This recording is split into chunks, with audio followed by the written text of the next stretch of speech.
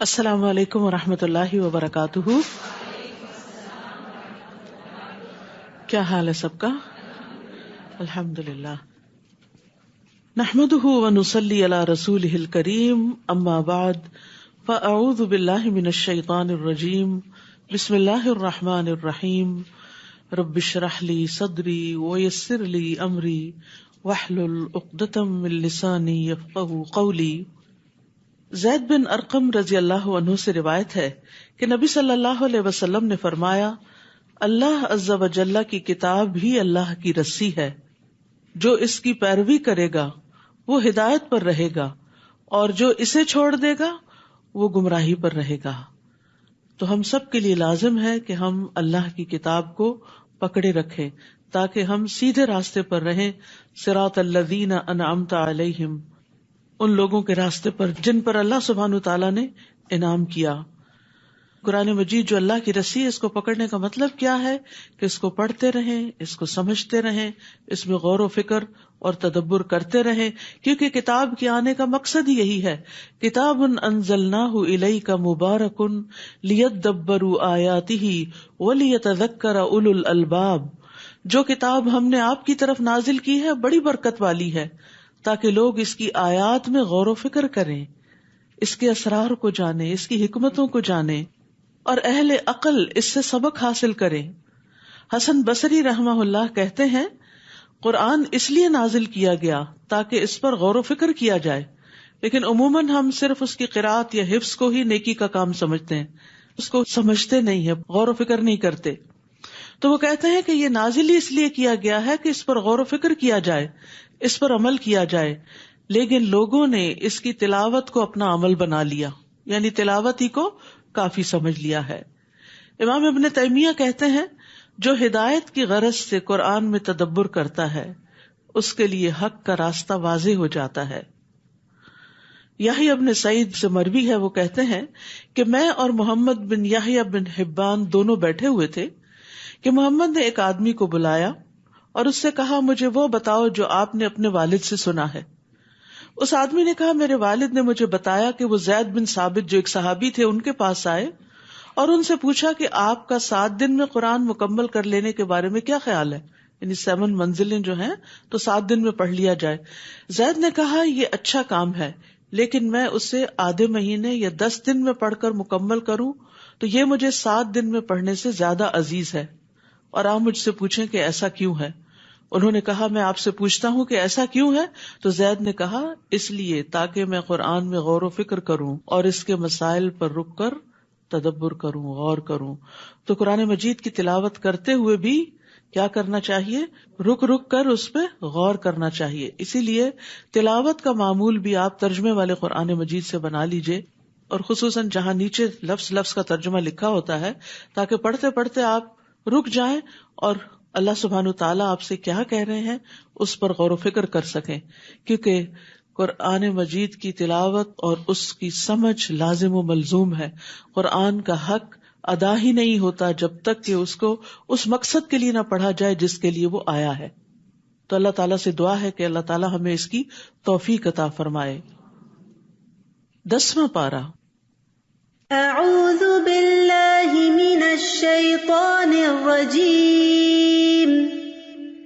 بسم اللہ الرحمن الرحیم.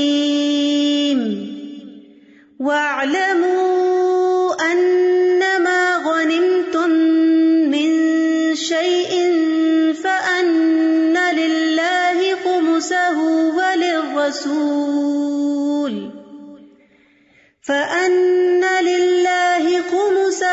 وَلِلرَّسُولِ وَلِذِي الْقُرْبَى وَالْيَتَامَى وَالْمَسَاكِينِ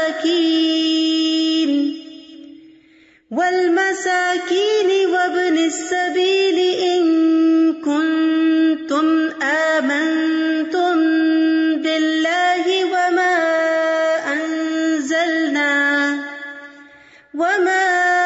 أَنزَلْنَا عَلَى عَبْدِنَا يَوْمَ الْفُرْقَانِ يَوْمَ الْتَقَى الْجَمْعَانِ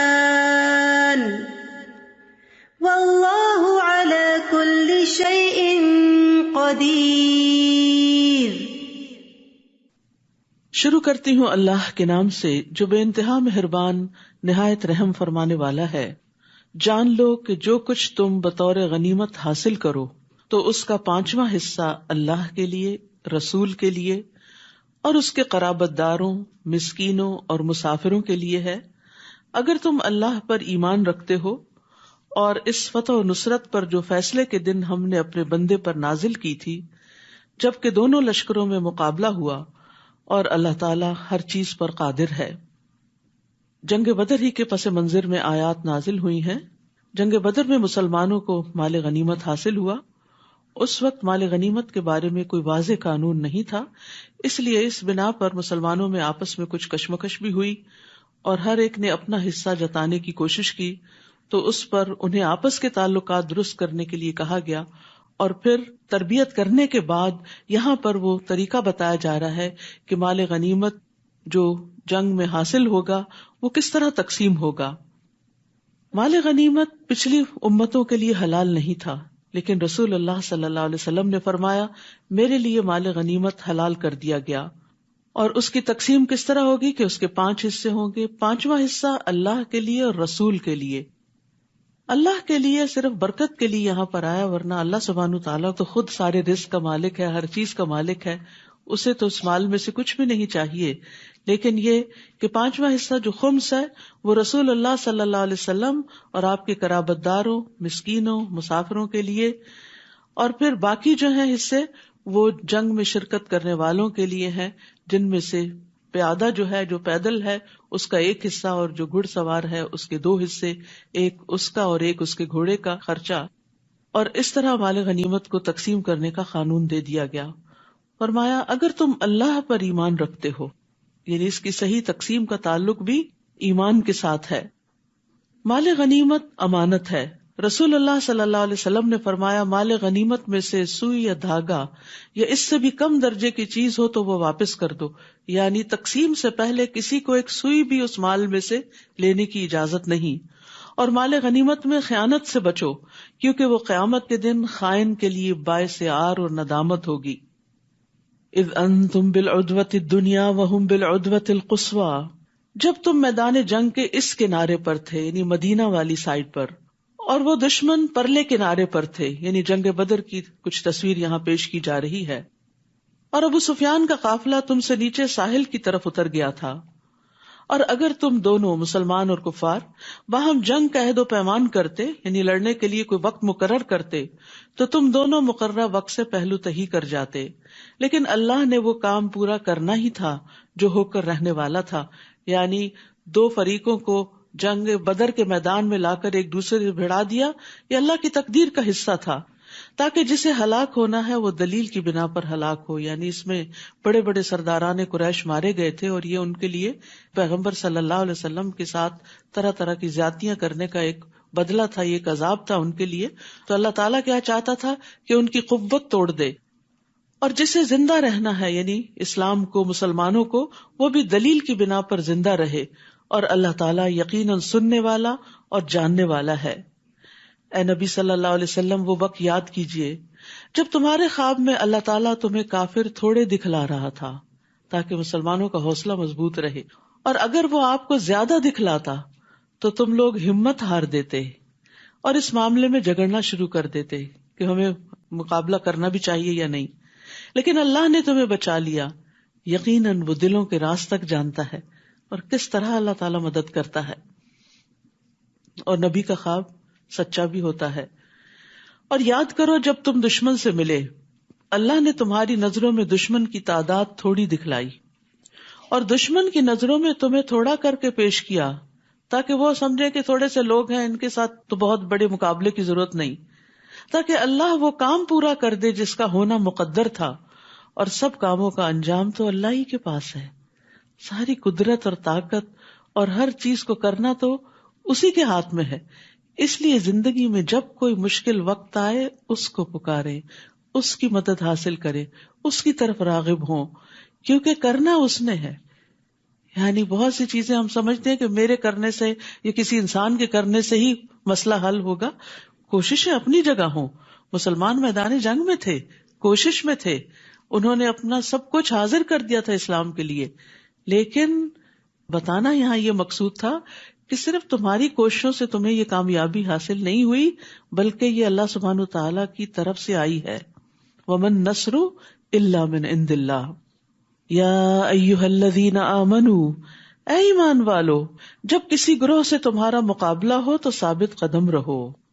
ثابت قدمی بڑی ضروری ہے. زندگی میں کوئی بھی کام انسان جم کے کرتا ہے تو کامیابی حاصل ہوتی ہے، چاہے وہ کچھوے کی چال ہی کیوں نہ چل رہا ہو.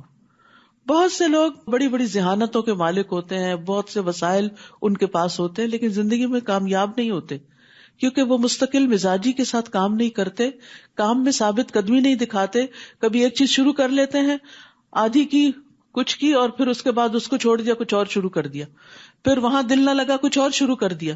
یونیورسٹی جاتے ہیں تو اپنی لائن چینج کرتے رہتے ہیں، کبھی ایک سبجیکٹ رکھ لیا، کبھی اس کو چینج کر کے کچھ اور رکھ لیا، اور کہیں کے بھی نہیں رہتے، اور اینڈ آف دا ڈے وہ کچھ کرنے کے قابل نہیں ہوتے. تو انسان دین کا معاملہ ہو یا دنیا کا معاملہ ہو، کسی چیز کو جب اختیار کرے تو شرح صدر کے ساتھ اللہ سے دعا کر کے، استخارہ کر کے، فَإِذَا عَزَمْتَ فَتَوَكَّلْ عَلَى اللَّهِ، جب عزم کر لو، پکا ارادہ کر لو کہ یہ کرنا ہے تو پھر کر کے چھوڑیں، مشکلات سے گھبرا کر اس کام کو چھوڑ نہ دیں. تو جب کسی گروہ سے تمہارا مقابلہ ہو تو ثابت قدم رہو. اور دوسرا کام، وَاذْكُرُوا اللَّهَ كَثِيرًا، اور اللہ کو بکثرت یاد کیا کرو، یعنی اپنی ہمت بھی لگاؤ اور اللہ کی یاد بھی زیادہ سے زیادہ ہو تاکہ تم کامیاب رہو. تو یہاں کامیابی کے 2 نکات بتا دیے گئے، ثابت قدمی اور اللہ کا ذکر، اللہ کے ذکر کی کثرت. صرف ذکر ہی نہیں، بہت زیادہ ذکر، بہت زیادہ دعائیں، التجائیں، فریادیں، جیسے پیچھے بھی آیا اذ تستغیثون ربکم، جب تم اپنے رب سے فریادیں کر رہے تھے. تو نبی صلی اللہ علیہ وسلم کون سی دعا کے ساتھ فریاد کر رہے تھے؟ یا حی یا قیوم برحمتک استغیث، تیری رحمت کی میں فریاد کرتا ہوں، تو اپنی رحمت برسا دے. تو یہ کلمہ جو ہے، اس سے جب دعا کی جاتی ہے تو قبولیت پاتی ہے. یہ فریادی کلمات ہیں. انسان اللہ سے فریادیں کرتا ہے تو جہاں کہیں کو مشکل پیش آئے، لوگوں کے پاس جانے اور بتانے کی ضرورت نہیں ہے، براہ راست اللہ سبحانہ تعالیٰ سے اپنا تعلق قائم کرے، کیونکہ ساری چیزوں کا مالک وہی ہے، کرنا اسی نے ہے. کوشش کے ساتھ خوب خوب دعائیں. اور کیا ہے کامیابی کے لیے کرنے کے کام؟ وَأَطِيعُوا اللَّهَ وَرَسُولَهُ، اور اللہ اور اس کے رسول کی اطاعت کرو. اور کیا نہیں کرنا؟ وَلَا تَنَازَعُوا، اور آپس میں جھگڑا نہ کرو. فَتَفْشَلُوا، ورنہ بزدل ہو جاؤ گے. یعنی اس چیز سے سختی سے بچنے کی ضرورت ہے کہ جو ٹیم کوئی کام کرنے کے لیے نکلے ان کے دل آپس میں جڑے ہوئے ہوں، ایک دوسرے سے نفرت نہ ہو، ایک دوسرے کو کاٹنا نہ ہو. وَتَذْهَبَ رِيحُكُمْ، آپس کی لڑائیوں سے، خواہ وہ کسی گھر کے اندر ہو، کسی جماعت کے اندر ہو، اس سے کیا ہوتا ہے؟ تمہاری ہوا اکھڑ جائے گی، تمہارا روب جاتا رہے گا، تمہاری عزت برباد ہو جائے گی. اور کیا کرو؟ وَاصْبِرُوا إِنَّ اللَّهَ مَعَ الصَّابِرِينَ، صبر سے کام لو، یقیناً اللہ سبحانہ وتعالیٰ صبر کرنے والوں کے ساتھ ہے. یعنی جو جمے رہیں، جو گھبراہٹ اور بے چینی اور اضطراب سے پرہیز کریں. تو یاد رکھیے، جھگڑا ناکامی کی طرف لے جاتا ہے، کیونکہ جھگڑے سے باہم غضب بھڑکتا ہے، اور جب ایک دوسرے پر غصہ آتا ہے تو پھر ایک دوسرے سے تعاون ختم ہو جاتا ہے، اور جب تعاون ختم ہو جاتا ہے تو فوج ہو، جماعت ہو، کوئی گروہ ہو، ان کے بیچ میں رکھنے پڑ جاتے ہیں، اور پھر دل مقصد پر فوکس کرنے کی بجائے جھگڑے پر فوکس کرنا شروع کر دیتے ہیں، اور دشمن کے شر سے بچنے کی بجائے آپس میں ہی ایک دوسرے کے شر سے بچنے میں مصروف رہتے ہیں، اور اس طرح جھگڑے کی وجہ سے دشمن قابو پا جاتا ہے. تو اس لیے یہاں پر خاص طور پر جھگڑوں سے بچنے کے لیے کہا گیا. نبی صلی اللہ علیہ وسلم نے حضرت معاذ اور ابو موسیٰ الاشعری رضی اللہ عنہ کو یمن بھیجا. آپ نے فرمایا، لوگوں کے لیے آسانی پیدا کرنا، انہیں سختیوں میں مبتلا نہ کرنا، ان کو خوش رکھنا، نفرت نہ دلانا، اور تم دونوں آپس میں اتفاق رکھنا، اختلاف پیدا نہ کرنا. یہ وہ اس وقت کے گورنر بنا کر بھیجے گئے تھے، لیڈرز تھے. تو ایک لیڈر کے اندر یہ کوالٹی ہونی چاہیے کہ وہ اپنے ساتھیوں کو اور اپنی جماعت کو پیار کے ساتھ، محبت کے ساتھ لے کر چلے، اور ان کے لیے آسانیاں پیدا کرے. یہ نہیں کہ اب آپ کو اتھارٹی مل گئی ہے اور آپ دوسروں پر حکم چلا کر ان کی زندگی دوبھر کر دیں اور ان پر سختیاں کریں. نہیں، ان کو خوش رکھیں، نفرت نہ دلائیں، اتفاق رکھیں، اختلاف پیدا نہ کریں. یہ ہے کامیابی کی علامات. جس قوم کے اندر، جس گروہ کے اندر یہ خوبیاں پیدا ہو جاتی ہیں وہ ترقی کی منزلیں طے کرنے لگتی ہے. جابر رضی اللہ عنہ سے روایت ہے کہ میں نے نبی صلی اللہ علیہ وسلم کو فرماتے ہوئے سنا، یقیناً شیطان اس بات سے مایوس ہو چکا ہے کہ جزیرۃ العرب میں نمازی اس کی عبادت کریں، لیکن وہ ان میں لڑائی اور فساد کرا دے گا. لوگ آپس میں لڑیں گے، دین سب کا ایک ہوگا لیکن دل جدا ہو جائیں گے. تو یاد رکھیے، کسی بھی معاملے میں جھگڑا پسندیدہ نہیں. جھگڑا چھوڑنے والے کے لیے جنت کا وعدہ ہے. رسول اللہ صلی اللہ علیہ وسلم نے فرمایا، میں اس شخص کے لیے جنت کے اطراف میں ایک گھر کا ضامن ہوں جو حق پر ہونے کے باوجود جھگڑا چھوڑ دے. یعنی حق اس کا ہے لیکن وہ وڈرا کر لے اور صلح کر لے. پھر فرمایا، اور ان لوگوں کی طرح نہ ہو جانا جو اپنے گھروں سے اتراتے ہوئے اور لوگوں کو اپنی شان دکھلاتے ہوئے نکلے. اشارہ ہے کفار قریش کی طرف کہ جو مقابلے کے لیے آ رہے تھے تو بہت دھوم دھڑاکے کے ساتھ. یہ لوگ اللہ کی راہ سے روکتے تھے اور جو کچھ وہ کرتے تھے اللہ ان کا احاطہ کیے ہوئے ہے. یعنی یہ لوگ نبی صلی اللہ علیہ وسلم کی لائی ہوئی دعوت کا انکار کرتے تھے اور لوگوں کو آپ کی طرف آنے نہیں دیتے تھے اور اپنے غلط کاموں پر بھی اترانے والے تھے. یاد رکھیے، اترانا اور فخر جتانا اللہ سبحانہ تعالیٰ کو پسند نہیں. نبی صلی اللہ علیہ وسلم نے فرمایا، جو شہرت کا طالب ہو اللہ تعالیٰ اس کی شہرت قیامت کے دن سب کو سنا دے گا. جو کوئی لوگوں کو دکھانے کے لیے کوئی کام کرے گا اللہ تعالیٰ قیامت کے دن اس کو سب لوگوں کو دکھا دے گا. یعنی اس کے دھوکے کو، اس کے فریب اور فراڈ کو سب کے سامنے کر دے گا کہ بظاہر اس نے اپنے اوپر دین کا لبادہ اڑا ہوا تھا لیکن یہ دراصل اپنے آپ کو نمایاں کرنا چاہتا تھا. وَإِذْ زَيَّنَ لَهُمُ الشَّيْطَانُ أَعْمَالَهُمْ، جبکہ شیطان نے ان کے لیے ان کے اعمال خوشنما بنا کر دکھائے اور کہنے لگا آج تم پر کوئی غالب نہیں آ سکتا. یعنی شیطان نے نبی صلی اللہ علیہ وسلم کے دشمنوں کو، مخالف فوج کو دھوکے میں مبتلا کیا کہ تمہاری طاقت زیادہ ہے اور تمہاری شان و شوکت زیادہ ہے، مسلمان تو تعداد میں بہت کم ہیں اور ان کے پاس تو اسلحہ بھی نہیں، لہٰذا تم ہی غالب آؤ گے اور میں تمہارا مددگار ہوں. کہتے کہ شیطان بنو مدلج کے ایک لیڈر کی شکل میں آیا اور کہنے لگا کہ ہم بھی تمہارے ساتھ ہیں، تم گھبراؤ نہیں. پھر جب دونوں لشکروں کا آمنا سامنا ہوا تو الٹے پاؤں پھر گیا، کہنے لگا میرا تم سے کوئی واسطہ نہیں، میں وہ کچھ دیکھ رہا ہوں یعنی فرشتے جو تم نہیں دیکھتے. مجھے اللہ سے ڈر لگتا ہے اور اللہ سخت سزا دینے والا ہے. یعنی عین مارکے میں دھوکہ دے گیا. اور یہی شیطان کا کام ہے، انسان کو غلط کام پہ اکساتا ہے اور جب انسان غلط راستے پہ چل پڑتا ہے تو ساتھ چھوڑ دیتا ہے اور جا کے اس کے مخالف کو اکسانے لگتا ہے. یعنی وہ وسوسے دوسرے فریق کے دل میں ڈالتا ہے کہ دیکھو فلاں تمہارے خلاف چڑھائی کر رہا ہے، حتیٰ کہ دنیا میں بھی انسان کو دھوکہ دیتا ہے اور مرواتا ہے. اور ایک اور بات جو اس نے کی، مجھے اللہ سے ڈر لگتا ہے. سبحان اللہ، یا تو سچا ہے یا جھوٹا. اگر سچا ہے تو ہمیں شرم کرنی چاہیے کہ شیطان کو اگر اللہ سے ڈر لگتا تو ہمیں گناہ کرتے ہوئے کیوں نہیں لگتا، اور اگر جھوٹا ہے تو پھر جھوٹے کی بات کا کیا اعتبار. اور اس نے بھی یہی کہا، اور اللہ سخت سزا دینے والا ہے. واللہ شدید العقاب. تو عقاب عقوبت سے ہے. عقوبت وہ سزا ہوتی ہے جو کسی فرض کو چھوڑنے اور حرام کام کے ارتکاب پر ہوتی ہے، یعنی کانسیکوینسز کے طور پر. عقب ایڑی کو کہتے ہیں نا، جو پیچھے ہوتی ہے. لیکن یاد رکھیے، اطاعت کے بغیر اللہ کا خوف کچھ فائدہ نہیں دیتا. اگر کوئی شخص اللہ کی بات نہیں مانتا، اطاعت نہیں کرتا اور کہتا میں اللہ سے ڈرتا ہوں، تو وہ اپنے کہنے میں جھوٹا ہے. سچا کون ہے؟ جو اللہ سے ڈر کر پھر اللہ کی رضا کے کام کرے. اذ یقول المنافقون والذین فی قلوبہم مرض، جب منافقین اور وہ لوگ جن کے دلوں میں بیماری ہے یہ کہہ رہے تھے کہ ان مسلمانوں کو ان کے دین نے دھوکے میں ڈال رکھا ہے.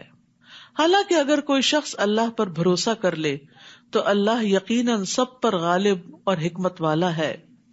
آج بھی مسلمانوں کو اس قسم کے طعنے دیے جاتے ہیں، لیکن ایسی باتوں کے جواب میں انسان کو اللہ کا حکم مانتے ہوئے اللہ پر ہی توکل کرنا چاہیے. کاش آپ اس حالت کو دیکھتے جب فرشتے ان مقتول کافروں کی روحیں قبض کر رہے تھے، یعنی بدر کے میدان میں. تو ان کے چہرے اور ان کی پیٹھوں پر ضربیں لگا رہے تھے، یعنی مار رہے تھے ان کو، اور کہتے تھے اب جلانے والے عذاب کا مزہ چکھو۔ اس سے یہ پتہ چلتا ہے کہ موت کے وقت فرشتے آتے ہیں اور مجرموں کو اس وقت بھی مارتے ہیں۔ یہ تمہارے ان اعمال کا بدلہ ہے جو تم نے اپنے آگے بھیجے ہیں، یعنی ایسے ہی نہیں تمہیں یہ مار پڑ رہی، یہ تمہارے اپنے کرتوتوں کا نتیجہ ہے، ورنہ اللہ تو اپنے بندوں پر ظلم کرنے والا نہیں ہے۔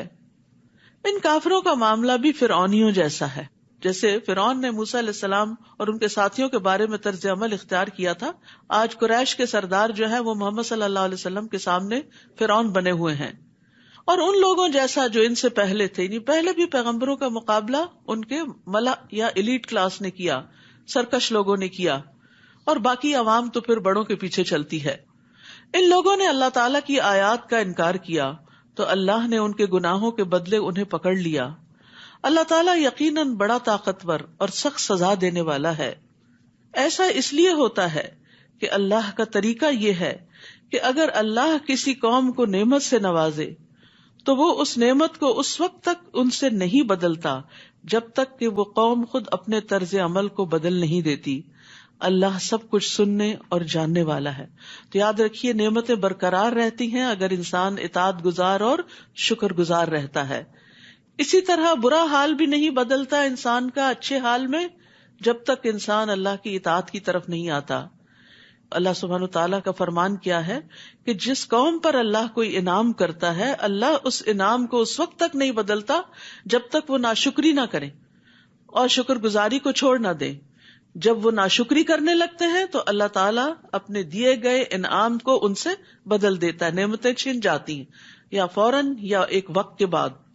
آج آپ دیکھیے کہ جس طرح ہم اس وقت ریسورسز کو غلط طریقے سے استعمال کر رہے ہیں، جیسے کچھ ممالک میں پانی کی کمی ہوتی چلی جا رہی، اس کے باوجود پانی کا جو ضیاع ہے اس سے لوگ پرہیز نہیں کرتے، تو یہ سب نعمتیں ہیں اللہ کی، اللہ تعالیٰ دیتا ہے، لیکن جب لوگ نعمتوں کو ابیوز کرتے ہیں تو پھر اللہ سبحانہ تعالیٰ ان کو مشقتوں میں ڈال دیتا ہے۔ تو انسان کو چاہیے کہ نعمتوں کا صحیح استعمال کرے، نعمت استعمال کر کے شکر گزار ہو اور اللہ تعالیٰ سے مزید نعمتیں طلب کرتا رہے۔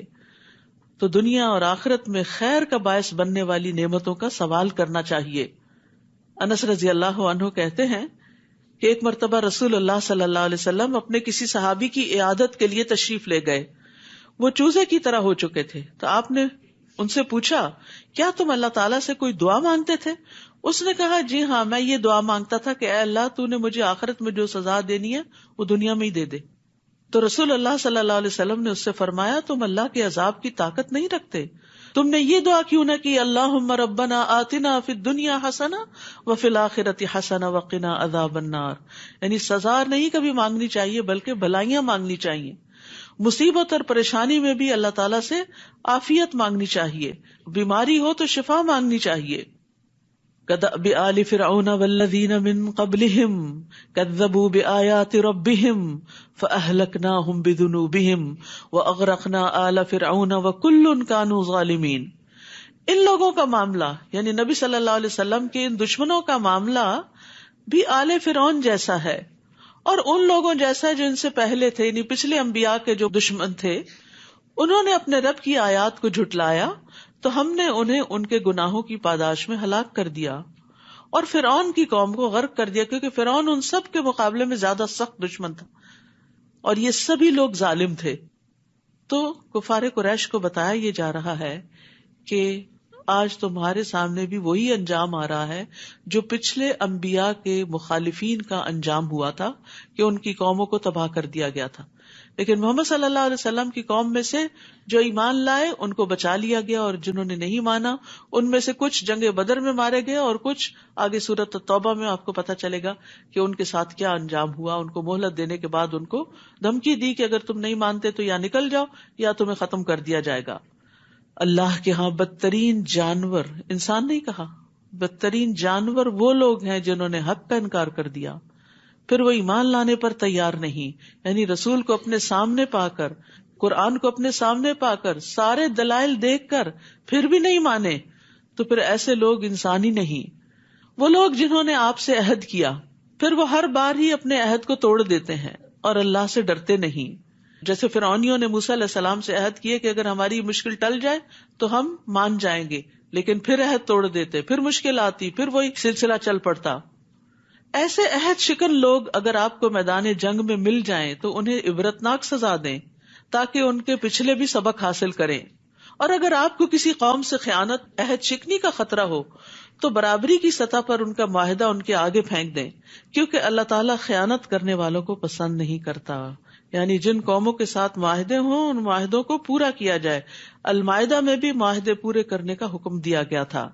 تو معاہدہ چاہے کسی مسلمان سے ہو یا نان مسلم سے ہو، اسے پورا کرنا چاہیے. اور کافر لوگ ہرگز یہ خیال نہ کریں کہ وہ بازی لے جائیں گے، یعنی محمد صلی اللہ علیہ وسلم کے مقابلے میں کامیاب ہو جائیں گے، کیونکہ وہ ہمیں عاجز نہیں کر سکتے. اللہ سبحانہ تعالیٰ نے آخر کار ہر پیغمبر کو فتح بخشی. اور جہاں تک ممکن ہو کافروں کے مقابلے میں قوت اور جنگی گھوڑے تیار رکھو. یعنی نبی صلی اللہ علیہ وسلم کو حکم دیا جا رہا ہے کہ اللہ کی مدد اور اللہ کا ذکر اور اللہ سے دعا کرنے کے ساتھ ساتھ اپنی تیاریاں بھی جاری رکھو، جن سے تم اللہ کے اور اپنے دشمنوں کو اور ان دوسرے دشمنوں کو خوف زدہ کر سکو جنہیں تم نہیں جانتے مگر اللہ انہیں جانتا ہے. اور جو کچھ بھی تم اللہ کی راہ میں خرچ کرو گے تمہیں اس کا پورا پورا بدلہ مل جائے گا، اور تمہارے ساتھ کچھ بے انصافی نہ ہوگی. یعنی اس تیاری کے لیے لازماً مال درکار ہے، تو جو اپنے مال میں سے کچھ بھی خرچ کرے گا وہ اللہ کے ہاں اس کا بدلہ پائے گا. اور اگر وہ صلح کی طرف مائل ہو، یعنی تمہارے دشمن صلح کرنا چاہتے ہوں اور آپ کو یہ اندیشہ ہو کہ شاید وہ دھوکہ دے جائیں، تو آپ بھی اللہ پہ بھروسہ کرتے ہوئے صلح پر آمادہ ہو جائیے، کیونکہ ہمارا دین صلح پسند ہے. جنگ صرف بوقت ضرورت ہے. یقیناً وہ سب کچھ سننے والا اور جاننے والا ہے. اور اگر وہ آپ کو دھوکہ دینے کا ارادہ رکھتے ہوں تو آپ کے لیے اللہ کافی ہے. وہی تو ہے جس نے اپنی مدد سے اور مسلمانوں کے ذریعے آپ کی تائید کی اور ان صحابہ کرام کے دلوں میں الفت ڈال دی، باہم محبت ڈال دی. اگر وہ سب کچھ خرچ کر ڈالتے جو اس زمین میں موجود ہے تو بھی آپ ان کے دلوں میں الفت پیدا نہیں کر سکتے تھے. محبتیں مال سے پیدا نہیں کی جا سکتی. بعض گھرانوں میں آپ دیکھیں کہ شوہر بڑے بڑے قیمتی تحفے بیویوں کو لا کر دیتے ہیں، لیکن وقت نہیں دیتے، پاس نہیں بیٹھتے، جذبات کا خیال نہیں رکھتے. وہ سمجھتے ہیں کہ صرف مال دے کے خوش کیا جا سکتا ہے، تو وہ کبھی بھی اپنی بیوی کی محبت حاصل نہیں کر سکتے. اس کے برعکس ایک غریب شوہر جو بیوی کے جذبات کا خیال رکھتا ہے، اپنی حیثیت کے مطابق اس کی ضروریات کا خیال رکھتا ہے، کیئرنگ ہے، وہ کہیں زیادہ جواب میں محبت اور عزت پاتا ہے. اور یہ کسی بھی رشتے اور کسی بھی ریلیشن کے معاملے میں ہے کہ آپ لوگوں کو مال سے نہیں خرید سکتے. مال سے خریدے ہوئے لوگ وقتی فائدہ دے سکتے ہیں آپ کو، ان کے دلوں میں آپ کی مستقل محبت نہیں ہو سکتی. تو یہاں بھی اللہ سبحانہ و تعالیٰ فرما رہے ہیں کہ یہ محبت اللہ نے دلوں میں ڈالی ہے. اگر آپ وہ سب کچھ خرچ کر ڈالتے جو زمین میں، پورے کی پوری دولت، پوری زمین کا سامان، تو بھی آپ ان کے دلوں میں الفت نہیں پیدا کر سکتے تھے. یہ دل جو ہے نا، یہ اللہ کے ہاتھ میں ہوتے ہیں. اللہ جس کے دل میں جس کی محبت ڈال دے، یہ اسی کا کام ہے. اس لیے اگر لوگوں کے دلوں میں آپ سمجھیں کہ بچے آپ سے محبت نہیں کرتے، یا بہن بھائیوں کے دلوں میں محبت نہیں آپ کے لیے، یا شوہر کے دل میں نہیں، تو یہ بھی اللہ سے مانگیے کہ اللہ ان کے دلوں کو ہمارے لیے مسخر کر دے اور ہماری طرف راغب کر دے، تاکہ ہم اس دنیا میں بھی ایک اچھے خوشگوار ریلیشن شپ میں ہوں. کیونکہ جب آپ کسی سے محبت کرتے ہو، جواب میں آپ کو محبت نہ ملے تو یہ بڑی تکلیف دہ بات ہوتی ہے. فرمایا یہ اللہ ہی ہے جس نے ان میں الفت ڈال دی، کیونکہ وہ سب پر غالب اور حکمت والا ہے. ابن عباس کہتے ہیں بے شک جب اللہ کچھ دلوں کو ایک دوسرے کے قریب کر دیتا ہے تو کوئی چیز انہیں دور نہیں کر سکتی. یعنی آپ ایک دوسرے کے خلاف بھی ان کو بھڑکائیں تو آپ انہیں توڑ نہیں سکتے. بازو کو دشمن کی یہ چال ہوتی ہے پھوٹ ڈالنے کے لیے ایک دوسرے کے درمیان غلط فہمیاں ڈالنا. پھر انہوں نے اسی آیت کی تلاوت کی کہ لوگوں کی ڈالی ہوئی غلط فہمیاں کوئی نقصان نہیں دیتی اگر اللہ محبت ڈالے رکھے. تو نکتہ کیا ہے، راز کیا ہے کہ کسی بھی مسئلے میں اپنا معاملہ اللہ سے درست کر لیں، وہ آپ کے سارے معاملات کا ذمہ لے لے گا، وہ آپ کے معاملات درست کر دے گا. ہم بعض اوقات دوسروں کو بلیم کرنا شروع کر دیتے ہیں یا صرف رونے دھونے سے کام لیتے ہیں، اللہ سبحانہ و تعالیٰ کی طرف رجوع نہیں کرتے اور مسائل حل نہیں ہوتے. تو سب سے آسان طریقہ کیا ہے؟ ایاک نعبد و ایاک نستعین. تیری ہم عبادت کر، تیرے ہم بندے ہیں، تجھ سے ہی مدد چاہتے ہیں، تو نہیں مسئلہ حل کرنا ہے، کوشش ہم کریں گے، مدد تو کرے گا. اور پھر آپ دیکھیں کیسے کیسے ونڈرز ہوتے ہیں. اور پھر یہ دعائیں بھی پڑھنی چاہیے. اللہم الف بین قلوبنا واصلح ذات بیننا واہدنا سبل السلام، آخر تک. اے اللہ ہمارے دلوں میں الفت پیدا کر دے اور ہمارے آپس کے معاملات کی اصلاح کر دے. یہ گھروں کے جھگڑے فساد میں بڑی بہترین دعا ہے. اور ہمیں سلامتی کے راستوں کی طرف رہنمائی فرما اور ہمیں اندھیروں سے نجات دے کر نور کی طرف لے آ اور ہمیں تمام ظاہری اور چھپی بدکاریوں سے محفوظ رکھ. اور ہمارے کانوں اور ہماری آنکھوں اور ہمارے دلوں اور ہمارے گھر والوں اور ہمارے بچوں میں برکتیں عطا فرما اور ہماری توبہ قبول فرما. بلا شبہ تو بہت زیادہ توبہ قبول کرنے والا ہے اور رحمت کرنے والا ہے، اور ہمیں اپنی نعمتوں کا شکر کرنے والا بنا دے اور ان کی تعریف کرنے والا اور ان کو قبول کرنے والا بنا دے اور ان نعمتوں کو ہم پر مکمل فرما دے. یہ دعائیں اور اسی طرح کی اور دعائیں جو ہیں، یہ چھوٹی سی کتاب ہے قرآنی اور مسنون دعائیں، ان میں موجود ہیں. آپ اپنا روز کا معمول بنا لیں کہ شروع سے لے کے آخر تک اس کو 4 دن میں پڑھیں، ہفتے میں پڑھیں، روز کا 1 صفحہ پڑھیں، کچھ نہ کچھ دعائیں. اس طرح آپ دیکھیں ساری اچھی اچھی دعائیں آپ مانگ لیں گے. ورنہ اگر اپنے حافظے اور اپنی سوچ اور اپنے دل سے یہ مانگنا پڑے تو ہم یہ سارا کچھ مانگ ہی نہیں سکتے. نبی صلی اللہ علیہ وسلم کی دعائیں بہت جامع دعائیں ہیں. جو کچھ آپ نے مانگا، جس طریقے سے مانگا، ہم تو اس کے خاک کے برابر بھی نہیں. ہمیں تو مانگنا بھی نہیں آتا، ہمیں صرف پریشان ہونا آتا ہے، اس کا حل نہیں آتا. تو اس لیے بہت ضروری ہے کہ ہم اچھی دعائیں مانگنے والے بنیں. تو یہ دعائیں خود اپنے لیے بھی پڑھا کریں اور سب کی طرف سے بھی پڑھا کریں. اور پھر خاص طور پہ آپ دیکھیے رمضان آ رہا ہے، سحری کے وقت، افطاری کے وقت روزے دار کی دعا قبول ہوتی ہے، دن کے وقت، نمازوں کے بعد، تاک راتوں میں، ليلۃ القدر میں. معلوم نہیں کون کون سی دعائیں قبول ہو جائیں اور زندگی کا نقشہ ہی بدل جائے. یا ایھا النبی حسبک اللہ ومن اتبعک من المؤمنین، اے نبی آپ کے لیے اور ان مومنوں کے لیے جو آپ کے حکم پر چلتے ہیں اللہ ہی کافی ہے. اللہ کس کے لیے کافی ہوتا ہے؟ ان مومنوں کے لیے جو نبی صلی اللہ علیہ وسلم کی پیروی کریں. یاد رکھیے اللہ کے احکامات کی حفاظت کریں تو اللہ کی حفاظت ملتی ہے. عبداللہ بن عباس کہتے ہیں ایک دن میں رسول اللہ صلی اللہ علیہ وسلم کے پیچھے سوار تھا. 10-11 سال کے تھے اس وقت. آپ نے فرمایا اے لڑکے میں تجھے چند کلمات سکھا رہا ہوں، اللہ کے احکام کی حفاظت کرو، اللہ تمہاری حفاظت کرے گا. چھوٹے بچوں کو بھی یہ باتیں سمجھا دینی چاہیے تاکہ بچپن سے ہی وہ اپنی نمازوں کی حفاظت کرے، اپنے روزوں کی، اپنے ذکر اذکار کی، اپنے اخلاق کی. اللہ کی حفاظت کرو یعنی اللہ کے احکام کی، تم اسے اپنے سامنے پاؤ گے، پھر تمہاری دعائیں قبول ہوں گی، تمہیں اللہ کی طرف سے مدد آئے گی. اور یاد رکھیے جو اطاعت نہیں کرتا پھر اس کے لیے حفاظت کا ذمہ بھی نہیں. نبی صلی اللہ علیہ وسلم نے فرمایا جان بوجھ کر نماز مت ترک کیا کرو، مت چھوڑا کرو، اس لیے کہ جو شخص جان بوجھ کر نماز چھوڑ دیتا ہے تو یقیناً اس سے اللہ کی ذمہ داری ختم ہو جاتی ہے، پھر وہ اس کو اس کے حوالے کر دیتا ہے، پھر وہ جدھر بھٹکے. پھر فرمایا یا ایھا النبی حرض المؤمنین علی القتال، اے نبی مسلمانوں کو قتال پر ابھاریے، اگر تم میں سے 20 صابر ہوں تو 200 پر غالب آئیں گے. کامیابی صبر کے ساتھ ہے. وَاعْلَمْ أَنَّ النَّصْرَ مَعَ الصَّبْرِ، اور اگر 100 ہو تو کافروں کے 1000 آدمیوں پر غالب آئیں گے، کیونکہ وہ ایسی قوم ہیں جو سمجھ نہیں رکھتے. تو دین کی سمجھ رکھنے، اللہ کی معرفت اختیار کرنے اور اللہ تعالیٰ کے احکامات کو سمجھنے والا اللہ کی مدد پاتا ہے. اب اللہ نے تم سے تخفیف کر دی اور اسے معلوم ہوا کہ ابھی تم میں ضعف ہے، کمزوری ہے، لہٰذا اگر تم میں سے 100 صبر کرنے والے ہوں تو وہ 200 پہ غالب آ جائیں گے، اور اگر 1000 ہوں تو اللہ کے حکم سے 2000 پہ غالب آئیں گے، اور اللہ صبر کرنے والوں کے ساتھ ہے. واللہ مع الصابرین، کتنی بڑی خوشخبری ہے.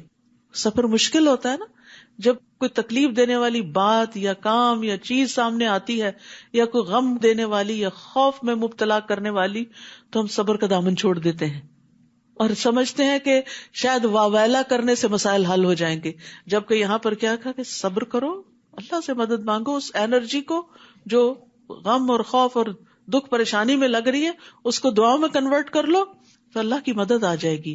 واللہ مع الصابرین. نبی کے لیے یہ مناسب نہیں کہ اس کے پاس جنگی قیدی آتے، یہاں تک کہ زمین یعنی میدان جنگ میں کافروں کو اچھی طرح قتل نہ کر دیا جاتا۔ تم دنیا کا مال چاہتے ہو جبکہ اللہ تمہارے لیے آخرت چاہتا ہے، اور اللہ ہی غالب اور حکمت والا ہے۔ اگر ایسا ہونا پہلے سے نہ لکھا جا چکا ہوتا تو جو کچھ تم نے فدیہ لیا ہے اس کی پاداش میں تمہیں بہت بڑی سزا دی جاتی۔ جو کچھ تم نے بطور غنیمت حاصل کیا ہے اسے تم کھا سکتے ہو، یہ حلال اور پاکیزہ ہے، اور اللہ سے ڈرتے رہو، اللہ یقیناً معاف کرنے والا اور رحم کرنے والا ہے۔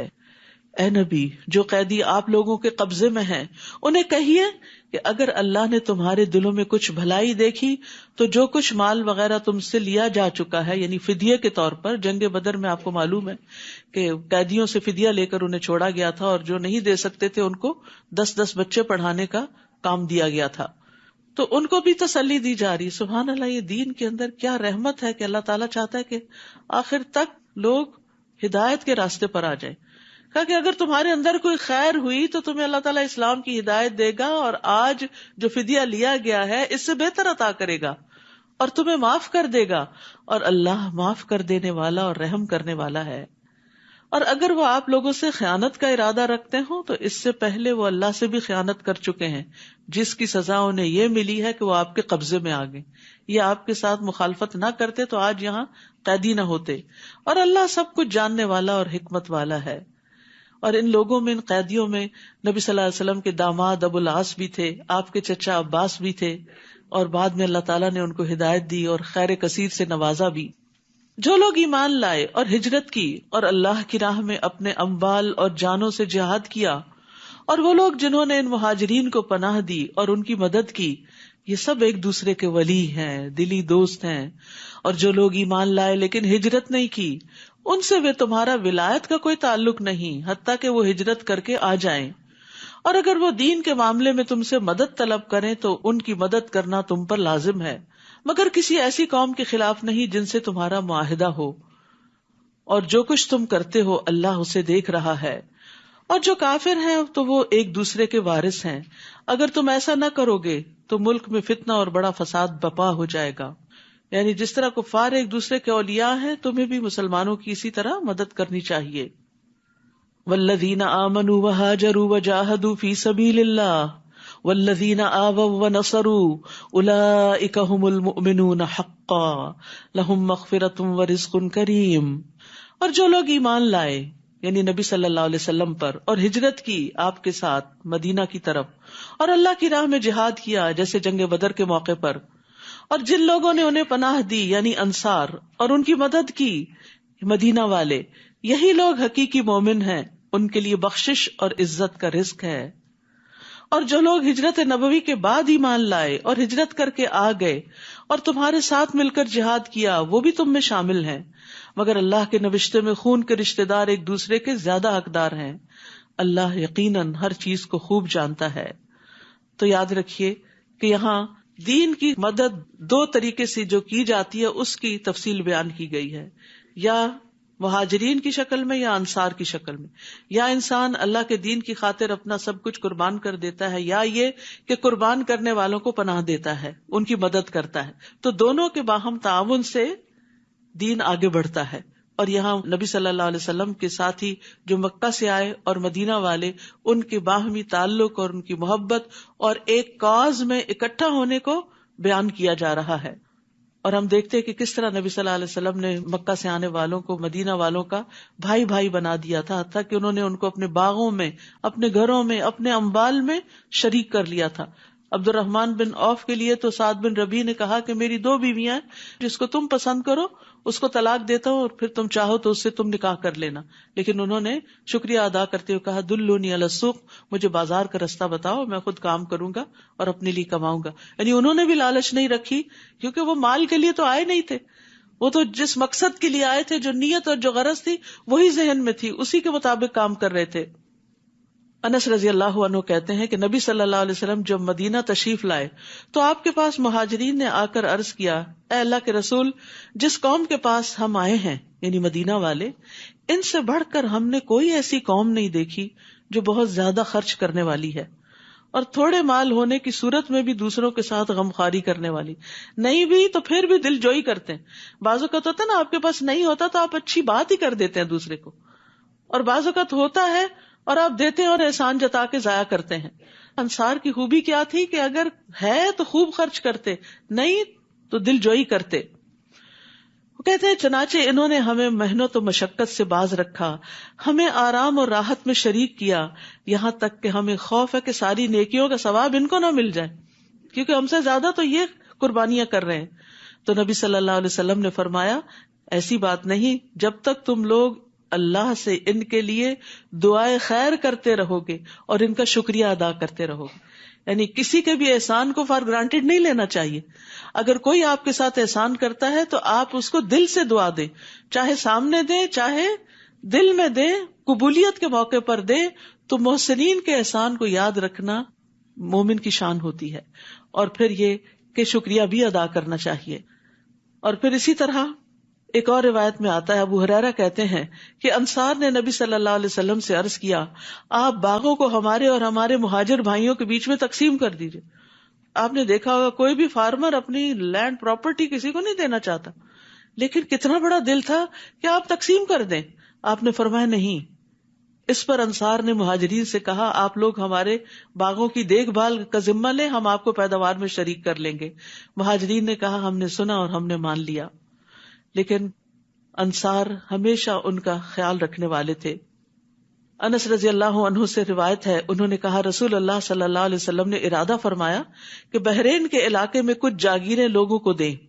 انصار نے مشورہ دیا کہ آپ ایسا نہ کریں, یہاں تک کہ ہمارے مہاجرین بھائیوں کو بھی جاگیریں دیں جیسا کہ آپ ہمیں دیں گے. ان کو دے رہے تھے آپ, اور انہوں نے کہا کہ نہیں ہم اس وقت تک نہیں لیں گے جب تک ان کو نہیں ملے گا. یہ کیسا دل ہوتا ہے, اور یہ وسعت کب آتی ہے؟ جب پتا ہوتا ہے کہ ہر چیز کا اجر اللہ سے ملنے والا ہے, اور اس کا صرف پتہ ہی نہیں ہوتا, یقین بھی ہوتا ہے. تو جو شخص اللہ پہ بھروسہ کرتا ہے, اللہ سے اجر کی توقع رکھتا ہے, اس کے دل سے دنیا کے مال کی لالچ نکل جاتی ہے, اور سمجھتا ہے اللہ کا دیا ہوا ہے, اور اللہ تعالیٰ نے اگر آج دیا تو وہ کل بھی دے گا. تو اگر ہم نے کسی کو دیا تو کمی تھوڑی آ جائے گی. آپ صلی اللہ علیہ وسلم نے فرمایا ان قریب تم دیکھو گے کہ لوگوں کو تم پر ترجیح دی جائے گی, ایسے حالات میں میری ملاقات تک صبر کرنا, بے چین نہ ہونا. سورۃ التوبہ. اعوذ باللہ من الشیطان الرجیم. براءۃ من اللہ ورسولہ الی الذین عاہدتم من المشرکین فسیحوا فی الارض 4 اشہر واعلموا انکم غیر معجز اللہ وَأَنَّ اللَّهَ مُخْزِي الْكَافِرِينَ.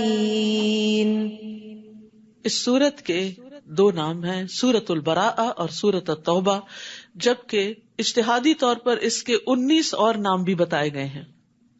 یہ سورت بسم اللہ کے بغیر شروع ہوتی ہے. نبی صلی اللہ علیہ وسلم نے اس کو اسی طرح لکھوایا, اور پھر جب مصحف عثمانی تیار کیا گیا تو اس میں بھی اس کو اسی طرح لکھ دیا گیا. علی بن ابی طالب کہتے ہیں بسم اللہ امان ہوتی ہے. اس سورت میں جہاد کا حکم نازل ہوا ہے, اسی وجہ سے اس کے شروع میں امان کو ذکر نہیں کیا گیا. اور توبہ کا لفظ سب سے زیادہ بار اس سورت میں قرآن مجید میں آتا ہے, 16 بار تقریباً, اور اس کے بعد سورت البقرہ میں 13 بار آتا ہے.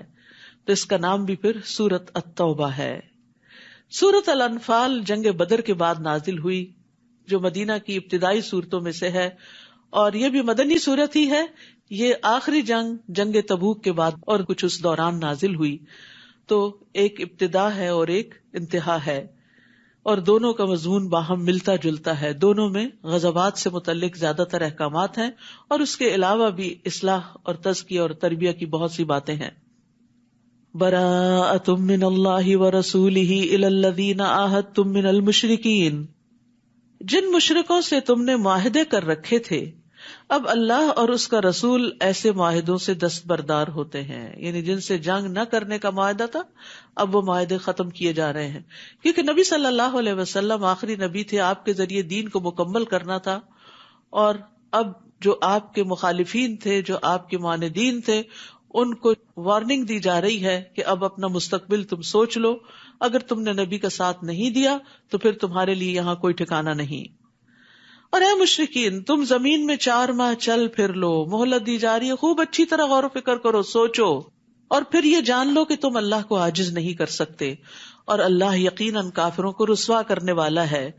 اور یہ اللہ اور اس کے رسول کی طرف سے حج اکبر یعنی عرفہ کے دن تمام لوگوں کے لیے اعلان کیا جاتا ہے کہ اللہ اور اس کا رسول مشرکوں سے بری الذمہ ہیں، لہٰذا اگر تم توبہ کر لو یعنی اسلام لے آؤ تو تمہارے حق میں بہتر ہے، اور اگر تم اعراض کرو تو خوب جان لو کہ تم اللہ کو عاجز نہیں کر سکتے، یعنی اب تم غالب نہیں آ سکو گے، اب تمہاری خیر نہیں۔ اور اے نبی، ان کافروں کو دردناک عذاب کی خوشخبری دے دیجئے۔ ہاں، جن مشرکین سے تم نے معاہدہ کیا ہو پھر انہوں نے اسے پورا کرنے میں کوئی کمی نہ کی ہو اور نہ ہی تمہارے خلاف کسی کی مدد کی ہو، تو ان کے ساتھ اس عہد کو مقررہ مدت تک پورا کرو، کیونکہ اللہ تعالیٰ متقین کو پسند کرتا ہے۔ یہ بھی تقویٰ کی علامت ہے کہ انسان اپنے عہد کو نبھائے۔ پھر جب حرمت والے 4 مہینے گزر جائیں، حرمت والے مہینے ذوالقعدہ، ذوالحجہ، محرم اور رجب ہیں، جب یہ حرمت والے 4 مہینے گزر جائیں تو مشرکین کو جہاں پاؤ قتل کرو، انہیں پکڑو، یعنی مہلت اور مدت ختم، سوچ بچار کا وقت ختم، ان کا محاصرہ کرو اور ان کی طاق میں ہر گھات کی جگہ پر بیٹھو۔ پھر اگر وہ توبہ کر لیں، نماز قائم کریں اور زکوٰۃ ادا کرنے لگیں تو ان کی راہ چھوڑ دو، کیونکہ اللہ درگزر کرنے والا اور رحم کرنے والا ہے۔ تو یاد رکھیے، توبہ اسی وقت سچی ثابت ہوتی ہے جب انسان کا عمل بدلتا ہے، تو زبانی توبہ کے ساتھ ساتھ عمل سے اس کو ثابت کرنا لازم ہے۔ اور نماز کے ساتھ زکوٰۃ کا بھی حکم دیا گیا ہے۔ ارکان 5 میں سے نماز کے بعد زکوٰۃ کا ذکر آتا ہے، کیونکہ یہ فقراء کا حق ہے، اور کوئی بھی سوسائٹی اس وقت تک فلرش نہیں کر سکتی جب تک کہ اس کے کمزور لوگوں کا حق ان کو نہ دیا جائے۔ تو انہیں نماز اور زکوٰۃ کی شرط پر امان ملی۔ اور اگر ان مشرکوں میں سے کوئی آپ سے پناہ طلب کرے تو اسے پناہ دے دیجئے، تاکہ وہ اطمینان سے اللہ کا کلام سن لے، پھر اسے اس کی جائے امن تک پہنچا دو، یعنی اگر وہ نہیں اسلام لانا چاہتا تو اس کے ٹھکانے تک پہنچا دو۔ یہ موقع اس لیے دینا چاہیے کہ یہ لوگ علم نہیں رکھتے، تو اس سے کیا پتہ چلتا ہے کہ بغیر علم کے جہالت میں لوگوں کو ختم نہیں کرو۔ کیف یکون للمشرکین عہد عند اللہ وعند رسولہ، اللہ اور اس کے رسول کے ہاں مشرکوں کا عہد کیسے معتبر ہو سکتا ہے، سوائے ان لوگوں کے جنہوں نے مسجد حرام کے پاس تم سے عہد کیا تھا۔ تو جب تک وہ تمہارے ساتھ سیدھے رہے تم بھی ان کے ساتھ سیدھے رہو، اللہ یقیناً تقوی والوں کو پسند کرتا ہے۔ ان کا عہد معتبر بھی کیسے ہو سکتا ہے جبکہ اگر وہ تم پر قابو پا لیں تو تمہارے معاملے میں نہ کسی رشتے کا لحاظ رکھیں گے نہ عہد کا، یعنی وہ تو تمہارے ساتھ اس طرح کی بدسلوکی کرتے ہیں، وہ باتوں سے ہی تمہیں خوش کرتے ہیں جبکہ ان کے دل وہ بات تسلیم نہیں کرتے، اور ان میں سے اکثر بد عہد ہی ہیں۔ انہوں نے اللہ کی آیات کو تھوڑی سی قیمت پر بیچ دیا، پھر لوگوں کو اللہ کی راہ سے روک دیا، یعنی دنیاوی فائدوں کی خاطر دین کو قبول نہیں کیا اور لوگوں کو بھی اس سے روکا۔ انہم ساء ما کانوا یعملون، بہت برے ہیں وہ کام جو وہ کر رہے ہیں، یعنی تم ان کے ساتھ اب یہ سختی کا معاملہ کرنے سے کیوں ڈر رہے ہو؟ وہ کسی مومن کے معاملے میں نہ کسی قرابت کا لحاظ رکھتے ہیں نہ عہد کا، یعنی وہ تو تم سے دشمنی ہی رکھتے ہیں، اور یہی لوگ شرارتوں میں حد سے بڑھے ہوئے ہیں۔ ہاں، اگر یہ توبہ کر لیں، نماز قائم کریں اور زکوٰۃ ادا کرنے لگیں تو وہ تمہارے دینی بھائی ہیں۔ اخوت اسلامی کی بنیادیں بھی یہی ہیں، صرف زبانی بات کرنا کافی نہیں، عمل کر کے دکھانا ضروری ہے۔ اور ہم اپنے احکام کو ان لوگوں کے لیے تفصیل سے بیان کرتے ہیں جو علم رکھتے ہیں، اور اگر وہ معاہدہ کرنے کے بعد اپنی قسمیں توڑ دیں اور دین میں تانا زنی کرے، برا بھلا کہیں، تو کفر کے ان علمبرداروں سے جنگ کرو، ان کی قسموں کا کچھ اعتبار نہیں، اس لیے جنگ کرو کہ یہ باز آ جائیں، یعنی ان کو ان کے شر سے روکنے کے لیے۔ کیا تم ایسے لوگوں سے نہ لڑو گے جنہوں نے اپنی قسمیں توڑی اور انہوں نے ہی رسول کو مکہ سے نکال دینے کا قصد کر رکھا تھا، اور لڑائی کی ابتدا بھی انہوں نے کی، یعنی ہجرت انہی کی وجہ سے کرنی پڑی، اور پھر بدر کے میدان تک وہ پہنچے جو مدینہ کے قریب تھا. آپ صلی اللہ علیہ وسلم مکہ پر حملہ آور ہونے نہیں گئے تھے. کیا تم ان سے ڈرتے ہو؟ حالانکہ اللہ اس بات کا زیادہ حق رکھتا ہے کہ تم اس سے ڈرو اگر تم مومن ہو. تو یاد رکھیے خوف، خشیت اور رہبت صرف اللہ سے ہونی چاہیے. فلا تخشوا الناس واخشونی، لوگوں سے نہ ڈرو، صرف مجھ سے ڈرو. تو جو اللہ سے ڈرتا ہے نا، اللہ تعالیٰ اس کے معاملات درست کر دیتا ہے، پھر اس کے دل سے لوگوں کا خوف بھی نکل جاتا ہے. اور جو لوگوں سے ڈر کے لوگوں سے ہی بنانے کی فکر کرتا ہے اور اللہ کو ناراض کر لیتا ہے تو لوگ بھی راضی نہیں ہوتے اور اللہ بھی ناراض ہوتا ہے، اور پھر انسان کہیں کا بھی نہیں رہتا. اسی لیے بار بار کہا وَإِيَّايَ فَاتَّقُونَ وَإِيَّايَ فَارْهَبُونَ. کیا مطلب ہے اللہ سے ڈرنے کا؟ نبی صلی اللہ علیہ وسلم نے فرمایا تم اللہ سے اس طرح ڈرو گویا تم اللہ کو دیکھ رہے ہو. اگر یہ مرتبہ حاصل نہ ہو تو کم از کم اتنا یقین رکھو کہ بے شک اللہ تم کو دیکھ رہا ہے. یعنی ہر جگہ اللہ کے دیکھنے کا یقین ہو تمہارے اندر. اور اللہ کی خشیت کا فائدہ یہ ہوتا ہے وَمَن يُطِعِ اللَّهَ وَرَسُولَهُ وَيَخْشَ اللَّهَ وَيَتَّقِهِ فَأُولَٰئِكَ هُمُ الْفَائِزُونَ. جو شخص اللہ اور اس کے رسول کی اطاعت کرے اور اللہ سے ڈرے اور اس سے تقوی اختیار کرے تو یہی لوگ کامیاب ہیں. اللہ کی خشیت کامیابی کی کنجی ہے. ان الذین یخشون ربهم بالغیب لهم مغفرۃ واجر کبیر. یقیناً جو لوگ اپنے رب سے بن دیکھے ڈرتے ہیں ان کے لیے بخشش اور بڑا اجر ہے.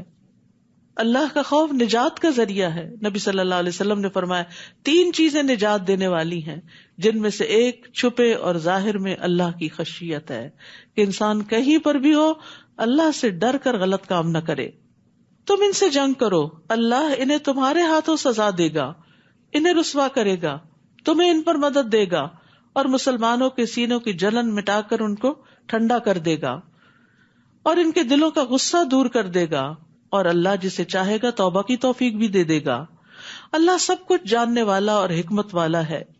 کیا تم نے یہ سمجھ رکھا ہے کہ تمہیں یوں ہی چھوڑ دیا جائے گا، جبکہ اللہ نے ابھی تک یہی معلوم نہیں کیا کہ تم میں سے کن لوگوں نے جہاد کیا اور اللہ اور اس کے رسول اور مومنوں کے سوا کسی کو اپنا دلی دوست نہیں بنایا، اور جو کچھ تم کرتے ہو اللہ اس سے خوب واقف ہے.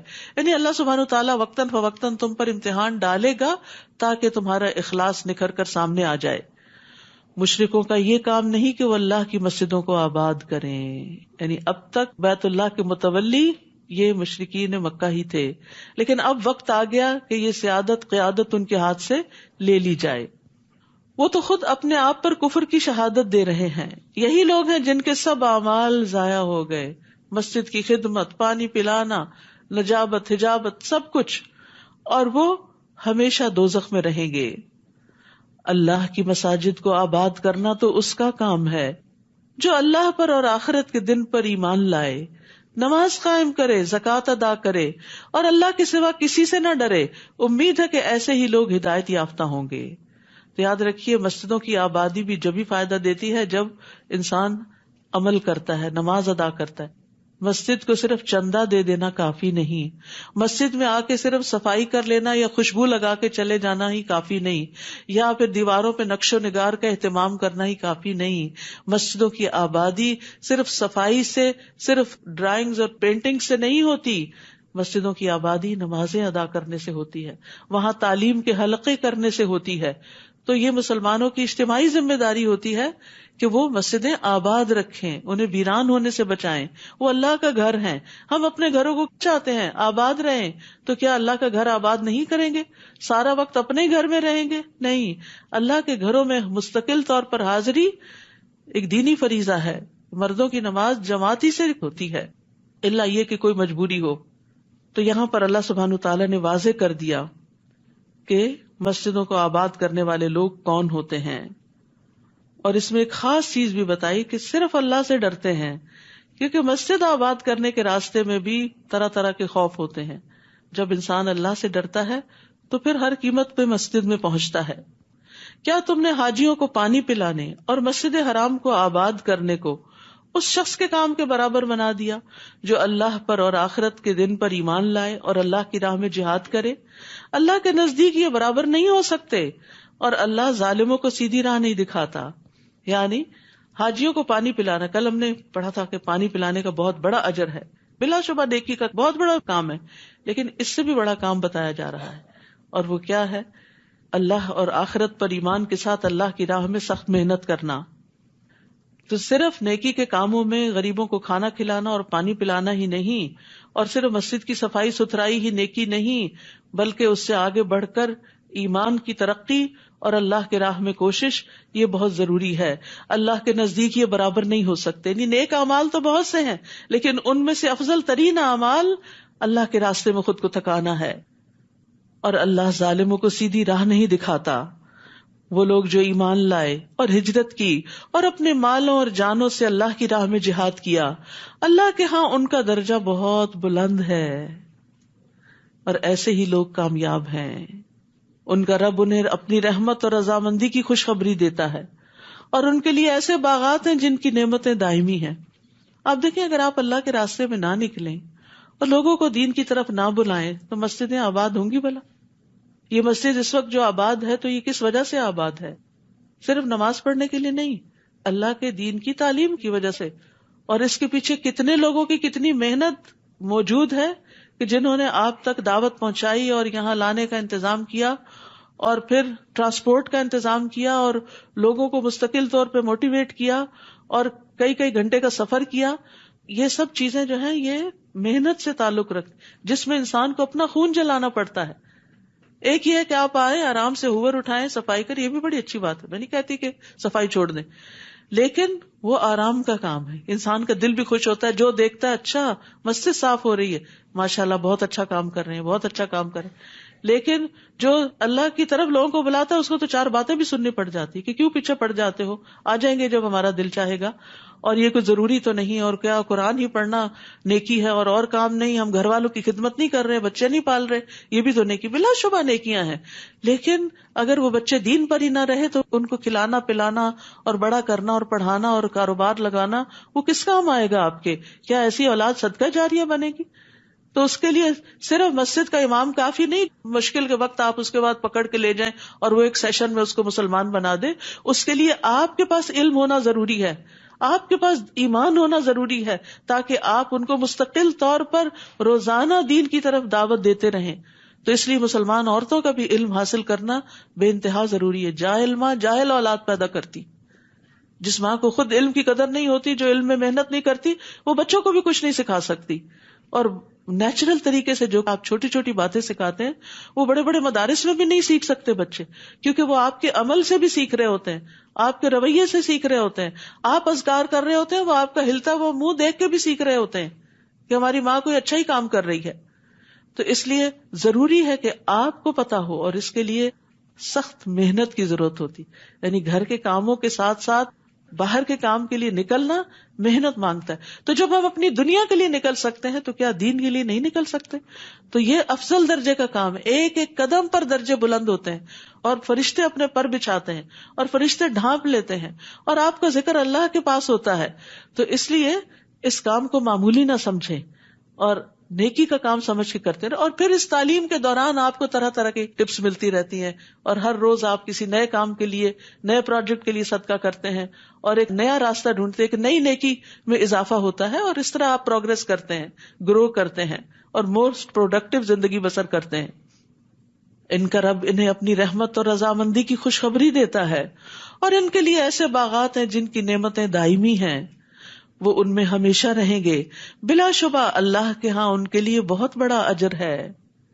اے ایمان والو، اگر تمہارے باپ اور تمہارے بھائی ایمان کے مقابلے میں کفر کو پسند کریں تو انہیں بھی اپنا دوست مت بناؤ، اور تم میں سے جو شخص انہیں اپنا دوست بنائے تو ایسے ہی لوگ ظالم ہیں۔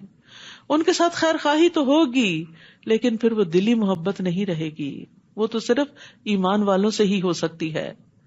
قل ان كان آباؤكم وابناؤكم واخوانكم وازواجكم وعشيرتكم واموال اقترفتموها وتجارة تخشون كسادها ومساكن ترضونها احب اليكم من الله ورسوله وجهاد في سبيله فتربصوا حتى يأتي الله بأمره والله لا يهدي القوم الفاسقين۔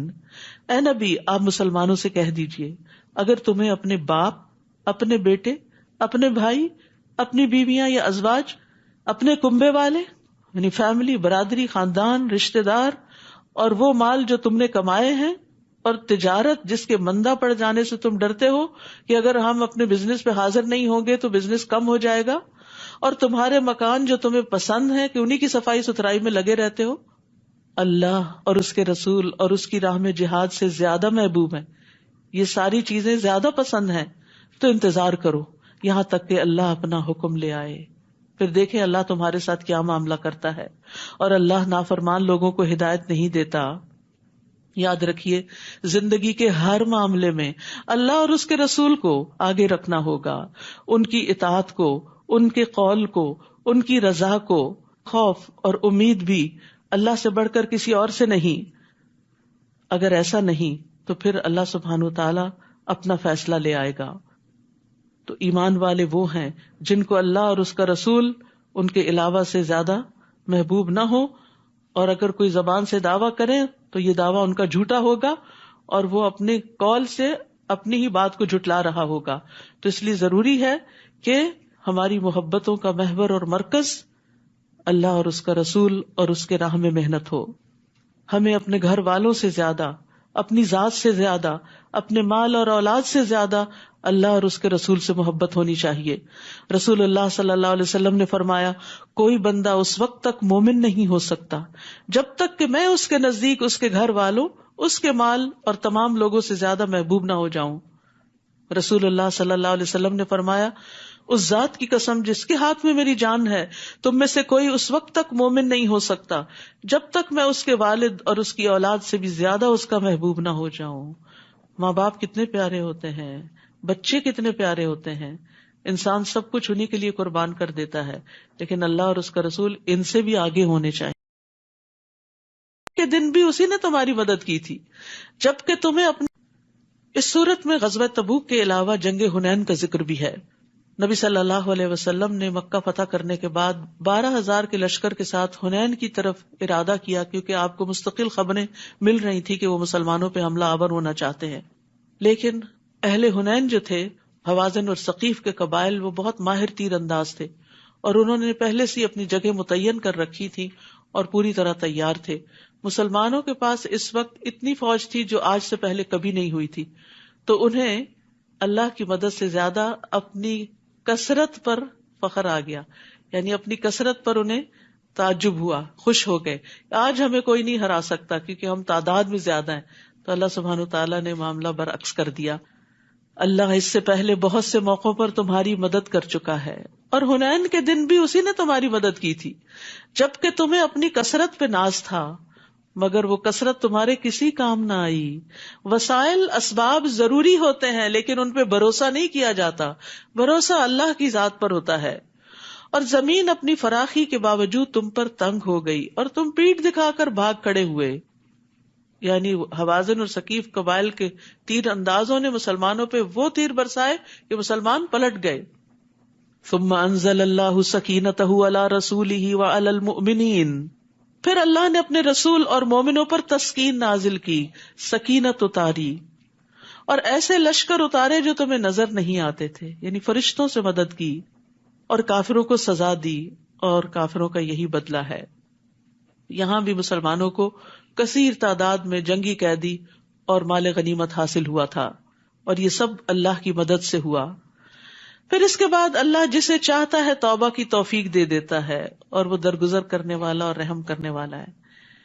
یہ حنین والے طائف کے علاقے کے لوگ تھے، آپ کو معلوم ہے طائف والوں نے نبی صلی اللہ علیہ وسلم سے کیا معاملہ کیا تھا، لیکن جب نبی صلی اللہ علیہ وسلم نے ان کے قیدی واپس کر دیے تو وہ کثرت سے مسلمان ہو گئے۔ یہ وہی لوگ جو کل تک آپ کے دشمن تھے، اور آپ کو کہا بھی گیا کہ آپ بدلہ لے سکتے ہیں ان سے، آپ نے فرمایا شاید ان کی نسلوں میں سے کوئی مسلمان ہو جائے، تو آج یہ لوگ مسلمان ہو گئے، اور پھر انہی کی نسلوں میں سے محمد بن قاسم اور بہت سے لوگ نکلے جو مسلمانوں کے لیے کامیابیوں کا ذریعہ بنے۔ اے ایمان والو، مشرک ناپاک لوگ ہیں، لہٰذا اس سال کے بعد وہ مسجد حرام کے قریب بھی نہ پھٹکنے پائیں۔ اب داخلہ بند کر دیا گیا۔ یہ ساری پریویلیجز، یہ ساری پروویژنز کیوں لی جا رہی ہیں واپس؟ تاکہ انہیں احساس ہو کہ وہ غلط کر رہے ہیں اور وہ ہدایت کی طرف پلٹ آئیں۔ اور اگر تمہیں مفلسی کا ڈر ہو کہ یہ نہیں آئیں گے تو بزنس کم ہو جائے گا، تو اللہ اگر چاہے تو جلد ہی تمہیں اپنی مہربانی سے غنی کر دے گا. یہ نہیں ہوں گے تو اور لوگ مسلمان ہو کر حج اور عمرے کے لیے آئیں گے اور تمہارا بزنس بڑھ جائے گا. اور اللہ سب کچھ جاننے والا اور حکمت والا ہے. کبھی ایسا بھی ہوتا ہے کہ اللہ سبحانہ تعالیٰ کے راستے میں انسان کو دنیاوی مفاد سے پیچھے ہٹنا پڑتا ہے, پھر اللہ سبحانہ تعالیٰ جو قسمت میں لکھا ہوتا ہے وہ دے دیتا ہے, کسی اور راستے سے دے دیتا ہے. جو ملنا ہے وہ تو مل کے رہنا ہے, اسے نافرمانی سے حاصل نہ کرے, اسے اللہ کی اطاعت سے حاصل کرے. تو رزق کی تقسیم مخلوق کے ہاتھ میں نہیں ہے. فقر سے مت ڈرو. مشرکین مکہ جو تھے وہ مکہ میں غلہ لاتے تھے, تو اب ان کو وہاں آنے سے روک دیا گیا, تو مسلمانوں کو ڈر ہوا کہ اب غذائی قلت ہو جائے گی, تو کہا گیا نہیں, اللہ اپنے فضل سے غنی کرے گا. اور پھر وہی ہوا, سارا عرب مسلمان ہو گیا اور مکہ کی طرف ہر طرف سے غلہ آنا شروع ہو گیا, دولت کی ریل پیل ہو گئی. اور اہل کتاب میں سے ان لوگوں کے ساتھ جنگ کرو جو نہ اللہ پر ایمان لاتے ہیں نہ آخرت کے دن پر, نہ ان چیزوں کو حرام سمجھتے ہیں جو اللہ اور اس کے رسول نے ان پہ حرام کی ہیں, اور نہ ہی دین حق کو اپنا دین بناتے ہیں, یہاں تک کہ وہ اپنے ہاتھ سے جزیہ ادا کرے اور چھوٹے بن کر رہنا گوارا کر لے. یعنی مشرکین مکہ کے بعد اہل کتاب سے نمٹنے کی تلقین کی جا رہی, کیونکہ نبی صلی اللہ علیہ وسلم کو جزیرۃ العرب میں سب کو مسلمان کرنا تھا. یہودی کہتے ہیں عزیر اللہ کا بیٹا, اور عیسائی کہتے ہیں مسیح اللہ کا بیٹا ہے. یہ تو ان کے منہ کی باتیں ہیں. وہ ان کافروں کے قول کی ریس کر رہے ہیں جو ان سے پہلے تھے, کیونکہ مشرکین فرشتوں کو اللہ کی بیٹیاں قرار دیتے تھے, تو ان کے دیکھا دیکھی انہوں نے بھی کچھ ہستیوں کو اللہ کی اولاد قرار دے دیا. اللہ انہیں غارت کرے, یہ کہاں سے بہکائے جا رہے ہیں. انہوں نے اپنے علماء اور درویشوں کو اللہ کے سوا اپنا رب بنا لیا ہے, اور مسیح ابن مریم کو بھی. عدی بن حاتم جو عیسائی تھے, مسلمان ہوئے, جب انہوں نے یہ آیت سنی تو انہوں نے کہا کہ ہم تو اپنے علماء کو رب نہیں بناتے. تو آپ نے فرمایا کہ کیا تم ان کے حلال کو حلال اور حرام کو حرام نہیں سمجھتے؟ تو رب وہ ہوتا ہے جو قوانین بھی دیتا ہے. حالانکہ انہیں یہ حکم دیا گیا تھا کہ ایک اللہ کے سوا کسی کی عبادت نہ کریں جس کے سوا کوئی الہ نہیں. اللہ تعالیٰ ان چیزوں سے پاک ہے جو وہ شریک ٹھہراتے ہیں. وہ یہ چاہتے ہیں کہ اللہ کے نور کو اپنی پھونکوں سے بجھا دیں, یعنی اپنے غلط پروپیگنڈے سے اسلام کے خلاف ایسی باتیں کرے کہ لوگ اسلام سے متنفر ہو جائیں. اگر اس پروپیگنڈے سے ہی اسلام کو ختم ہونا ہوتا تو اب تک ہو چکا ہوتا, کیونکہ ہر دور میں یہ کوششیں جاری رہی کہ ایسی ایسی تنقید کرو, ایسی ایسی غلط باتیں اسلام سے منسوب کرو کہ لوگ مسلمان نہ ہو اور جو ہیں وہ بھی اس سے پھر جائیں. لیکن اللہ کو یہ بات منظور نہیں, وہ اس پروپیگنڈے کو کامیاب نہیں ہونے دے گا. وہ اپنے نور کو پورا کر کے رہے گا, خواہ یہ بات کافروں کو کتنی ہی بری لگے. وہی تو ہے جس نے اپنے رسول کو ہدایت اور سچے دین کے ساتھ بھیجا تاکہ اس دین کو سب ادیان پر غالب کر دے, خواہ یہ بات مشرکوں کو کتنی ہی ناگوار گزرے. دین کو غالب کرنے کا مطلب کیا ہے کہ کثرت سے لوگ مسلمان ہو جائیں. پھر فرمایا یا ایھا الذین آمنوا, اے لوگو جو ایمان لائے ہو. اہل کتاب کے اکثر عالم اور درویش لوگوں کے مال ناجائز طریقوں سے کھاتے ہیں, یعنی رشوت لے کر ان کی پسند کے فتوے وغیرہ دیتے ہیں اور اللہ کے راستے سے روکتے ہیں. جو لوگ سونا اور چاندی جمع کر کے رکھتے ہیں اور اسے اللہ کی راہ میں خرچ نہیں کرتے, آپ انہیں دردناک عذاب کی خوشخبری دے دیجئے. اگرچہ آیت ایک خاص کانٹیکس میں ہے لیکن یہ پھر سب کے لیے عام ہے. تو کنز وہ مال ہوتا ہے جس کی زکوٰۃ ادا نہ کی جائے. تو یہاں ایسے سب لوگوں کو وارن کیا جا رہا ہے کہ اگر وہ مال جمع رکھتے ہیں اور اس میں سے اللہ کا حق نہیں دیتے, غریبوں کا حق نہیں دیتے, تو پھر وہ مال قیامت کے دن ان کے لیے مصیبت بن جائے گا, جس دن اس سونے اور چاندی کو جہنم کی آگ میں تپایا جائے گا. پھر اس سے ان کی پیشانیوں, پہلوؤں اور پشتوں کو داغا جائے گا. یہ زکوٰۃ نہ دینے والے کا انجام بتایا جا رہا ہے. حشر کے میدان میں یہ حشر ہوگا اس کا, اور کہا جائے گا یہ ہے وہ خزانہ جو تم نے اپنے لیے جمع کر رکھا تھا, یعنی دنیا میں اس کی زکوٰۃ نہیں نکالی, لہٰذا اب اپنی جمع شدہ دولت کا مزہ چکھو. کیا فائدہ اس مال کا جو انسان کے لیے مصیبت کا باعث بنے. اور اگر انسان اس مال کو خرچ کرتا ہے تو اللہ تعالیٰ اس کے بدلے میں اور لے آتا ہے, اس میں برکت پیدا کرتا ہے. زکوٰۃ کا لفظی معنی میں نشو نما بھی ہے, نمو بھی ہے, یعنی زکوٰۃ دینے سے مال کم نہیں ہوتا بلکہ پاک ہوتا ہے اور بڑھتا ہے. جیسے پودوں میں آپ نے دیکھا ہوگا کہ اچھے خاصے مفید پودے کے ساتھ جب ویڈز اگ آتی ہیں تو آپ ان کو نکال دیتے ہیں تو کیا ہوتا ہے؟ جو اصل پودا ہوتا ہے، اصل زر ہوتا ہے، وہ خوب مضبوط ہو جاتا ہے اور خوب پھل لاتا ہے. تو جس مال میں برکت ہوتی ہے اس کی خیر بہت زیادہ ہوتی ہے، اور جو لوگوں سے روک کر رکھا جائے وہ انسان کے لیے وبال جان بن جاتا ہے. تو اس لیے بہت ضروری ہے کہ انسان اپنے مال کی زکوٰۃ باقاعدہ نکالتا رہے، ورنہ دوسروں کے لیے چھوڑ گئے تو اپنے بھی کام نہ آیا اور قیامت کے دن وبال بھی بنے گا. اتنی سخت سزا کیوں دی گئی ہے؟ اصل میں انسان سب سے زیادہ مال سے محبت کرتا ہے. تو اللہ کا قاعدہ یہ ہے کہ وہ انسان کو اس کی محبوب ترین چیز سے ہی توڑتا ہے. آپ تجربہ کر کے دیکھ لیں، جس انسان سے، جس چیز سے آپ جتنی زیادہ محبت کریں گے وہ آپ کے لیے اتنا بڑا فتنہ بنے گا، وہ آپ کا دل توڑنے والا بنے گا. مال سے زیادہ محبت کریں گے تو وہ مال آپ کے لیے مصیبت کا باعث بنے گا. تو محبوب چیز کے ذریعے ہی عذاب دیا جائے گا، کیونکہ ایک آگے وہ سونا اور چاندی گرم کر کے لگایا جائے گا. تو یاد رکھیے، جو شخص کسی چیز سے محبت کرے اور اسے اللہ کی اطاعت سے آگے کر لے، یعنی مثلاً بچہ اتنا پیارا ہے کہ اس کو بہلاتے، کھلاتے، پلاتے، اس کو سیر کراتے، نمازیں چھوڑ دے انسان، تو وہی بچہ سخت نافرمان ہوگا پھر اور مصیبت کا باعث بنے گا، کیونکہ اس کو بت کی طرح پالا، اللہ کا حکم پیچھے کیا اور اسی کو ہی دیکھتے رہے. اور اسی طرح باقی چیزیں بھی. ان عدت الشہور عند اللہ 12 شہرا فی کتاب اللہ، جس طرح اللہ نے آسمانوں اور زمین کو پیدا کیا اس دن سے اللہ کے نوشتے کے مطابق اللہ کے ہاں مہینوں کی تعداد 12 ہے. یہ جو سال کے 12 مہینے ہیں یہ کسی انسان نے ڈیوائس نہیں کیا، بلکہ ڈے 1 سے ہی 12 ہیں، جب سے یہ روایت چلی آ رہی ہے، جن میں 4 مہینے حرمت والے ہیں. یہی مستقل ضابطہ ہے. لہٰذا ان مہینوں میں قتال ناحق سے اپنے اوپر ظلم نہ کرو، اور مشرکوں سے سب مل کر لڑو جیسے وہ تم سے مل کر لڑتے ہیں، اور جان لو کہ اللہ متقین کے ساتھ ہے. مہینوں کو پیچھے ہٹا دینا ایک مزید کافرانہ حرکت ہے. اہل عرب کیا کرتے تھے؟ لڑائی کے بڑے دل دادا تھے. حرام مہینوں میں جنگ کرنا منع تھا، اور جب وہ حرام مہینوں میں لڑنا چاہتے تو حرام کو حلال کر لیتے اور حلال کو حرام کر لیتے. تو مہینوں کو آگے پیچھے کر دینا ایک مزید کافرانہ حرکت ہے جس سے کافر گمراہی میں پڑے رہتے ہیں. وہ ایک سال تو کسی مہینے کو حلال کر لیتے ہیں اور دوسرے سال اسی مہینے کو حرام کر دیتے ہیں تاکہ اللہ کے حرام کردہ مہینوں کی گنتی پوری کر لیں. یعنی 4 مہینے جو مقرر شدہ ہیں ان کی بجائے سال کے کوئی بھی 4 مہینے حرام بنا لیے اپنی مرضی سے.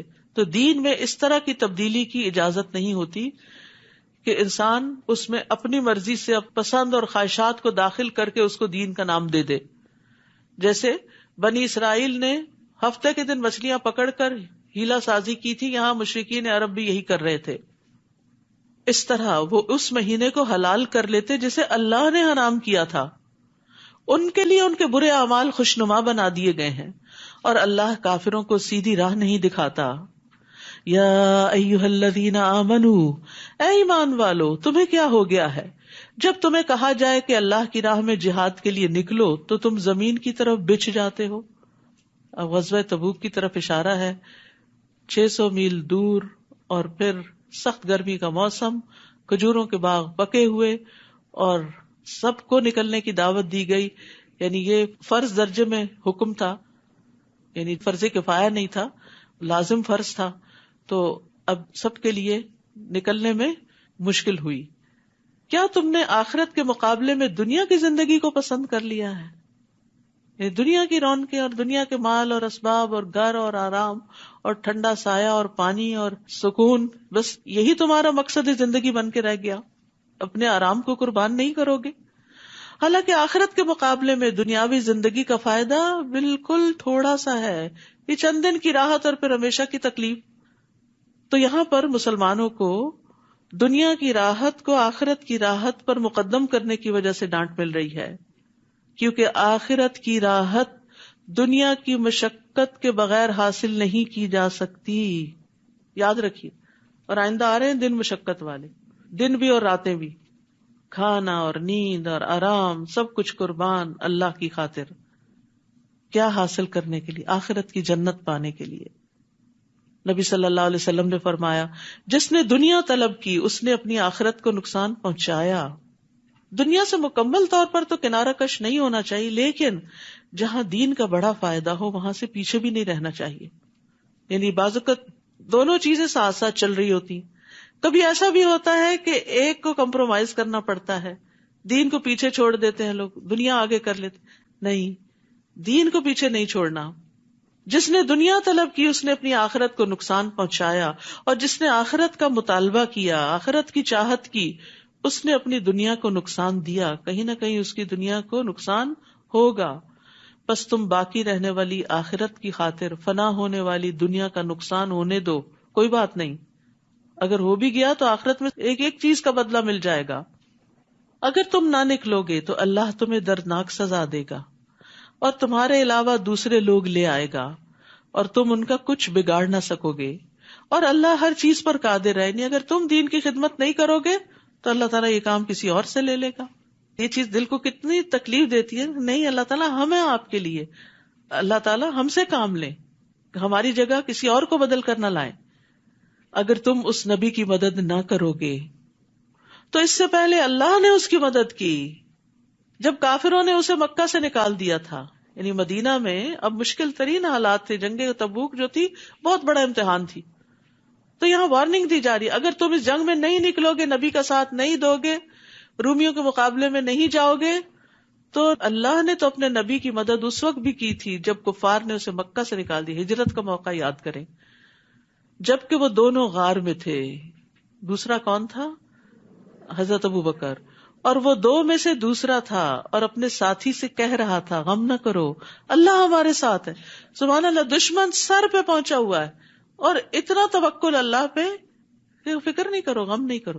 حضرت ابو بکر کا ایمان بھی بہت بڑا تھا, لیکن پھر بھی نبی صلی اللہ علیہ وسلم ان کو تسلی دے رہے ہیں کیونکہ انسان تھے نا ابو بکر. اور پھر آپ دیکھیے کہ وتواصوا بالحق وتواصوا بالصبر ہر لیول پہ کرنے کی ضرورت ہوتی.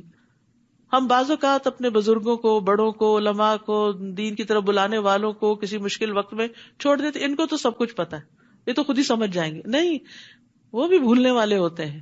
بعض اوقات سکھانے والے, پڑھانے والے جن کو پڑھاتے ہیں وہ زیادہ یاد رکھتے ہیں, اور مشکل وقت میں ان کو سبق زیادہ یاد آتا ہے کہ ہمارے دین کا حکم کیا ہے.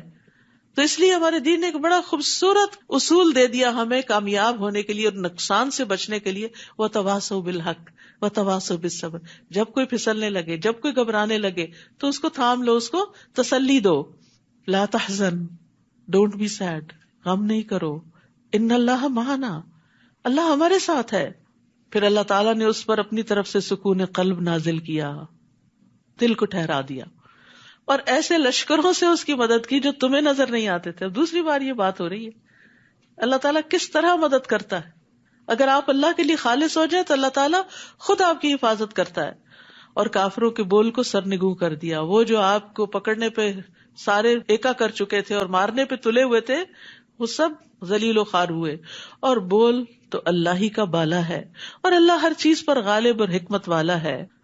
تو اس آیت سے حضرت ابو بکر رضی اللہ عنہ کی فضیلت بھی ثابت ہوتی ہے. حضرت ابو بکر جو تھے ان کے دین پر بڑے احسانات تھے. عبداللہ بن عباس کہتے ہیں کہ رسول اللہ صلی اللہ علیہ وسلم اپنے مرض وفات میں باہر تشریف لائے, سر پہ پٹی بندھی ہوئی تھی. آپ ممبر پہ بیٹھے, اللہ کی حمد و ثنا کی اور فرمایا, کوئی شخص بھی ایسا نہیں جس نے ابو بکر بن قحافہ سے زیادہ مجھ پر اپنی جان و مال کے ذریعے احسان کیا ہو. اور اگر میں کسی کو لوگوں میں سے خلیل بناتا تو ابو بکر کو بناتا, لیکن اسلام کی دوستی سب سے افضل ہے. میری طرف سے ابو بکر کی کھڑکی چھوڑ کر اس مسجد کی تمام کھڑکیاں بند کر دی جائیں. اور یہ ان کے احسان کی وجہ سے ان کو اعزاز دیا گیا تھا کہ ان کی کھڑکی کھلی رکھی گئی. وہ نبی صلی اللہ علیہ وسلم پر بہت خرچ کرنے والے تھے. رسول اللہ صلی اللہ علیہ وسلم نے فرمایا, ابو بکر کے مال نے مجھے جتنا نفع پہنچایا اتنا کسی کے مال نے نفع نہیں پہنچایا. یہ سن کر ابو بکر رو پڑے اور عرض کیا, اللہ نے مجھے صرف آپ کے ذریعے فائدہ پہنچایا, اللہ نے مجھے صرف آپ کے ذریعے فائدہ پہنچایا, اللہ نے مجھے صرف آپ کے ذریعے فائدہ پہنچایا کہ آپ اسلام لے کر آئے, آپ دین لے کر آئے, ورنہ ہم جہالت میں ڈوبے ہوئے تھے. ابو بکر رضی اللہ عنہ رسول اللہ صلی اللہ علیہ وسلم کے ساتھ مکہ میں لازم ہو گئے تھے, ہر جگہ آپ کے ساتھ رہتے تھے. جب آپ تبلیغ کے لیے نکلتے ساتھ جاتے, آپ کو لوگوں کے قبائل کے بارے میں بہت معلوم تھا تو آپ کو گائیڈ کرتے کہ کس قبیلے سے کس طرح بات کی جائے. غار ثور میں بھی آپ کے ساتھ ہی تھے, ہجرت میں بھی آپ کے ساتھ ہی تھے. ہجرت کا حکم آنے سے 4 مہینے پہلے ہی اونٹنیاں پالنی شروع کر دی تھی, اس امید پہ کہ شاید مجھے بھی آپ کا ساتھ نصیب ہو جائے. پھر مدینہ میں بھی یہ آپ کے ساتھ ہر جنگ میں حاضر رہے، بدر، احد، خندق، فتح مکہ، حنین، تبوک، کہیں بھی آپ کا ساتھ نہیں چھوڑا. یہ آپ کے ساتھ وزیر کی طرح تھے، اور پھر مرنے کے بعد بھی اللہ نے ان کو آپ کا ساتھ دیا. آج ہم سب گواہ ہیں کہ حجرہ مبارک میں آپ کی قبر نبی صلی اللہ علیہ وسلم کے ساتھ ہے. اس سے بڑا کسی کا مقام کیا ہو سکتا ہے کہ اس کو مرنے کے بعد اتنی اچھی عاقبت نصیب ہو اور اتنا اچھا ساتھ نصیب ہو، کیونکہ دنیا میں انہوں نے سخت ترین حالات میں آپ کا ساتھ دیا تھا. تو جو شخص دنیا میں قربانی کرتا ہے، دین کا مددگار بنتا ہے، انصار اللہ بنتا ہے، تو اللہ تعالیٰ دنیا میں بھی اور آخرت میں بھی اس کی مدد کرتا ہے. اور پھر یہاں لا تحزن، غم نہ کرو. غم جو ہے یہ انسان کی صلاحیتوں کو کھا جانے والا ہوتا ہے. اس لیے حد الوسع کوشش کرنی چاہیے کہ غم اور ڈپریشن سے انسان باہر نکلے. اس کے لیے دوا بھی کھائے، دعا بھی کرے، کوششیں بھی کرے، ہر طرح کی محنت کرے. اور دعاؤں میں خصوصی یہ دعا، اللہم انی اعوذ بک من الہم والحزن والعجز والکسل والبخل والجبن ودلع الدین وغلبۃ الرجال. اتنی جامع دعا ہے یہ. اے اللہ میں تیری پناہ مانگتا ہوں دکھ سے، غم سے، عاجزی سے، سستی سے، بخل سے، بزدلی سے، قرضداری کے بوجھ سے، اور ظالم کے اپنے اوپر غلبے سے. اور غم کے وقت اللہ ہی کو پکارنا چاہیے. نبی صلی اللہ علیہ وسلم پر پریشانی آتی تو آپ لا الہ الا اللہ العظیم الحلیم، لا الہ الا اللہ رب العرش العظیم، لا الہ الا اللہ رب السماوات ورب الارض ورب العرش الکریم پڑھا کرتے تھے. یہ دعائیں یہاں ایاک نستعین کتاب جو ہے اس کے اندر موجود ہے، اور الگ کارڈز کی شکل میں بھی موجود ہیں. ہر وقت انسان اپنے بیگ میں یہ کہیں رکھے، جب کبھی دل پہ بوجھ آنے لگے، پریشانی آنے لگے، فوراً اللہ کو پکارے. رسول اللہ صلی اللہ علیہ وسلم کے الفاظ میں انفروا خفافا وثقالا وجاہدوا باموالکم وانفسکم فی سبیل اللہ ذالکم خیر لکم ان کنتم تعلمون. ہلکے بھی نکلو اور بوجھل بھی نکلو. آسانی یا مشکل ہے، نکلو. سفر دور کا تھا لیکن مومنوں کو ابھارا گیا. اور اپنے اموال اور جانوں سے اللہ کی راہ میں جہاد کرو. یہی بات تمہارے حق میں بہتر ہے اگر تم جانتے ہو. تو اس آیت سے پتہ چلتا ہے کہ مال کے ساتھ جہاد کرنا نفس کے ساتھ جہاد کرنے سے زیادہ مقدم. یعنی دین کی سپورٹ میں اپنا مال نکالتے رہنا. یہ نہیں کہ کسی ایک دن نکال دیا کا کافی ہو گیا. ہر روز کچھ نہ کچھ نکالا کریں، جب جب موقع ہو نکالتے چلے جایا کریں تاکہ اللہ کے دین کو قوت حاصل ہو. تو یہاں اللہ سبحانہ و تعالیٰ نے دونوں کا ذکر کر دیا. بعض اوقات ہم صرف مال دے کے خود پیچھے ہٹ جاتے ہیں کہ ہم نے سپورٹ کر دیا نا کسی بھی کاز کو، کسی بھی مشن کو، اور ہمارے پاس ٹائم نہیں، ہم دنیا کمانے میں لگے ہوئے، ہمارا مال لو، تم لوگ وقت لگاؤ. اور وہ صرف چند لوگ گنتی کے رہ جاتے ہیں، پھر وہی ہر کام میں حاضر ہوتے ہیں جن سے سب کچھ کرنا بھی مشکل ہوتا ہے. جتنے زیادہ ہاتھ ہوں گے اتنا ہی کام جلدی نپٹے گا نا، اتنا ہی پھیلے گا، اتنا ہی بڑھے گا. تو صرف اپنا مال والنٹیئر نہیں کیا کریں، اپنا وقت بھی کیا کریں. کچھ نہ کچھ وقت خیر کے کسی کام میں ضرور لگایا کریں. اس سے آپ کے دل کی پریشانیاں ختم ہوگی. اور فی سبیل اللہ لگایا کریں، کیونکہ ہم بعضوں کا دین کے معاملے میں بھی کیا چاہتے ہیں، کچھ دنیا ملے گی تو ہم دین کے راستے میں آئیں گے. ٹھیک ہے، اگر آپ سارا کچھ چھوڑ کر صرف یہی کر رہے ہیں تو آپ کا کچھ حق بنتا ہے. مسلمانوں کو بھی غنیمت میں سے ملتا تھا. لیکن اگر اللہ نے آپ کو دوسرے وسائل سے بہت کچھ دیا ہوا ہو تو مال اور جان دونوں اس راستے میں لگائے اونچے درجے پانے کے لیے. لو کان عرضا قریبا وسفرا قاصدا، اگر دنیاوی فائدہ قریب نظر آتا اور سفر بھی واجبی سا ہوتا، یعنی 600-700 میل دور نہ جانا ہوتا، تو یہ منافق آپ کے ساتھ ہو لیتے، یہ بھی چل پڑتے کہ کچھ حاصل ہوگا، غنیمت ملے گی، کچھ لوٹ کر آئیں گے. مگر یہ مسافت انہیں کٹھن معلوم ہوئی تو لگے اللہ کی قسمیں کھانے. اگر ہم تمہارے ساتھ نکل سکتے تو ضرور نکلتے. بہانے کرنے لگے، قسمیں کھا کے اپنے عذر بتانے لگے. یہ لوگ اپنے آپ ہی کو ہلاک کر رہے ہیں. ایسی قسموں سے اللہ نہیں مطمئن ہوتا، اور اللہ خوب جانتا ہے کہ یہ لوگ یقیناً جھوٹے ہیں. اے نبی، اللہ آپ کو معاف کر دے. آپ نے انہیں کیوں پیچھے رہنے کی اجازت دی؟ حتیٰ کہ آپ پہ یہ واضح ہو جاتا کہ ان میں سے سچے کون ہیں اور جھوٹے کون. کیونکہ مومن تو چاہتے نہ چاہتے تیار ہو گئے، لیکن جو منافق تھے انہوں نے کوئی نہ کوئی بہانہ کر کے چھٹی لے لی. وہ آ کر اپنا کوئی عذر بیان کرتے تو نبی صلی اللہ علیہ وسلم دوسری طرف بازو کا منہ بھی کر لیتے اور کہتے ٹھیک ہے نہیں جاؤ، تمہاری مجبوری ہے. انسسٹ نہیں کرتے تھے. تو اللہ تعالیٰ فرما رہے کہ نہیں، ان کو چھٹی نہیں دی جانی چاہیے تھی. پھر پتہ چل جاتا کہ یہ کتنے مخلص لوگ ہیں. اور یہاں پر آپ دیکھیے کہ آپ کو تھوڑی سی تنبیہ کی جا رہی ہے، لیکن پہلے عفا اللہ عنک کا کتنا پیارا انداز ہے. اللہ سبحانہ تعالیٰ نبی صلی اللہ علیہ وسلم کو کس طرح مخاطب کر کے ایک حکم دے رہے ہیں. جب کسی کو کچھ ذرا سی نصیحت کرنی ہو جو آپ کو اندازہ ہو کہ وہ اس کو اچھی نہیں لگے گی، تو پہلے اس کی خوبیوں کا ذکر کریں، پہلے اس کو دعا دیں، پہلے اس سے ہمدردی ظاہر کریں. اچھا، ہم میں سے بعض لوگ بڑی غلطی کرتے ہیں. میں ایک بات کہوں گی، آپ مائنڈ نہ کرنا، لا حول ولا، پہلے ہی ایک تیر برسا دیتے ہیں. بندہ خوف زدہ ہو جاتا ہے، اللہ رحم کرے، پتہ نہیں کون سا پہاڑ ٹوٹنے لگا ہے، اور ساری توجہ اس پہ چلی جاتی ہے، اور وہ جو نصیحت کرنی ہوتی ہے ادھر دھیان کم ہی جاتا ہے، اور آپ کی بات افیکٹو ہی نہیں رہتی. قرآن یہ حکمتیں سکھاتا ہے. یہاں سے یہ سیکھیں، اگر آپ نے اپنے بچے کو بھی گھر سے شروع کریں، مشکل سے مشکل کام کہنا نا، تو پہلے اس کی تعریف کریں، اس کا حوصلہ بڑھائیں، اسے کہیں کہ ماشاءاللہ فلاں جگہ فلاں وقت میں تم نے یہ کمال کر دکھایا، تو مجھے تم سے امید ہے کہ تم یہ کام بھی کر جاؤ گے، کیا خیال ہے، چلو یہ کرتے ہیں بس. اور وہ خوش ہو کے شروع ہو جائیں گے. لیکن ہم کہتے ہیں نکمے ہو، کچھ نہیں کیا، اب بھی تم سے کوئی توقع نہیں، لیکن یہ کہ کرنا ہی پڑے گا تمہیں. ایسے نہیں ہوتا، ہم اپنی بات خود ہی گنوا دیتے یا پیچھے ہی پڑ جاتے ہیں اور دوسرے کو سوچنے کا بھی موقع نہیں دیتے. تو جب مشکل ڈالنی ہو کسی پہ، پہلے آسانی سے بات کریں، پہلے ذہنی طور پہ تیار کریں. جب گراؤنڈ پریپیئر ہوتا ہے، زمین کو نرم کر لیا جاتا ہے، تو ہر طرح کا بیج قبول ہو جاتا ہے، اور پھر تھوڑا تھوڑا پانی بھی ڈالتے رہیں تاکہ وہ زمین نرم ہی رہے، پودا اگ سکے.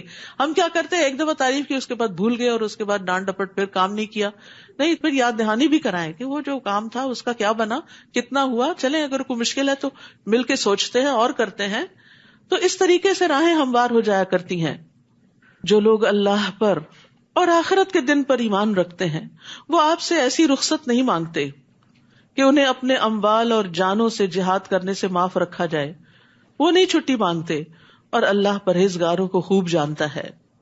آپ سے رخصت صرف وہی لوگ مانگتے ہیں جو اللہ پر اور آخرت پر ایمان نہیں رکھتے اور ان کے دل شک میں پڑے ہوئے ہیں، وہ اپنے اسی شک میں متردد ہیں. یاد رکھیے، بعض اوقات دین کا جو کام ہوتا ہے نا، وہ چھٹی کے دن بھی کرنا پڑ جاتا ہے. یعنی جب سب کی چھٹی ہوتی ہے اس دن آپ کو کام کرنا پڑ جاتا ہے. جب سب لوگ چلے جاتے ہیں، ٹریول کر جاتے ہیں، آپ کو ان کی جگہ فل ان کرنا پڑتا ہے. تو اس وقت بیزار ہو کے کام نہ کریں، سعادت سمجھ کے کریں کہ اللہ نے مجھے چنا. اگر وہ لوگ ہوتے تو میں کہاں اس قابل تھی. لیکن عموماً انسانی نفسیات ہیں، جب دیکھتا سب بھاگ رہے ہیں تو انسان کہتا ہے میں بھی بھاگ چلوں. تو اس موقع پر بھی اپنے آپ کو قابو میں رکھنا چاہیے. اور جہاں جس کام کے لیے کوئی تیار نہ ہونا، تو اپنے آپ کو پیش کر دیا کریں کہ یہ میں کر لوں گی، مجھے دے دیں. کیونکہ اپنے ذاتی کاموں کو ہم سب بڑے شوق سے کرتے ہیں. گھر میں مہمان آ رہے ہوں، کرسیاں لگانی ہو، سب بھاگ بھاگ کے کریں گے. لیکن مسجد میں اگر لگانی پڑے تو ہم ہی رہ گئے والنٹیئر کرنے کو، اور لوگ کہاں ہیں. آپ کو اللہ نے موقع دیا ہے، شکر کریں کہ آپ سے کوئی خدمت لی. تو اس لیے نیکی کے کاموں میں جو فی سبیل اللہ ہو، پیچھے نہ رہا کریں، کیونکہ وہ صرف اللہ کے لیے ہو رہے ہوتے ہیں. اور دین آگے نہیں بڑھتا جب تک ہم فرض کے ساتھ نفل ادا نہ کریں. کیونکہ ہم فرائض کو، میری ڈیوٹی کیا ہے، میرا دن کون سا ہے، میرا ٹائم کون سا ہے، بس اتنے کے لیے میں حاضر ہوں، اس کے بعد مجھے کانٹیکٹ نہ کریں، اس ٹائم کے بعد مجھے کوئی میسج نہ کریں. یہ کیا ٹرینڈ ہے، یہ کیا طریقہ ہے. بعض اوقات ایمرجنسیز بھی ہوتی ہیں، ہر کام صرف وقت کے اندر پورا نہیں ہوتا، اور کتنا ہی وقت ایسا ہوتا ہے جب ہم کوئی کام بھی نہیں کر رہے ہوتے. اس وقت کا ہی کفارہ ادا کر دیں کہ جب آپ اس ٹائم کی پیمنٹ لے رہے تھے اور آپ کے پاس کوئی کام نہیں تھا، اور اب آپ سے آفٹر آور کوئی کام کرنے کو کہا جا رہا ہے، تو اس میں کر کے اپنے اس وقت کا بھی کفارہ دے دیں. تو دین کے کام میں چاہے وہ کہیں ہو، ایک کیل ہی ٹھوکنا کیوں نہ ہو، سعادت کا باعث سمجھے. جب تک ٹھکا رہے گا آپ کا اجر لکھا جائے گا. کہیں پینٹ ہی کیوں نہ کرنا ہو، جب تک وہ برش پھرا رہے گا، تلاوت سنتا رہے گا مسجد میں، اجر آپ کو ملتا رہے گا. فاستبقوا الخیرات، نیکیوں میں آگے.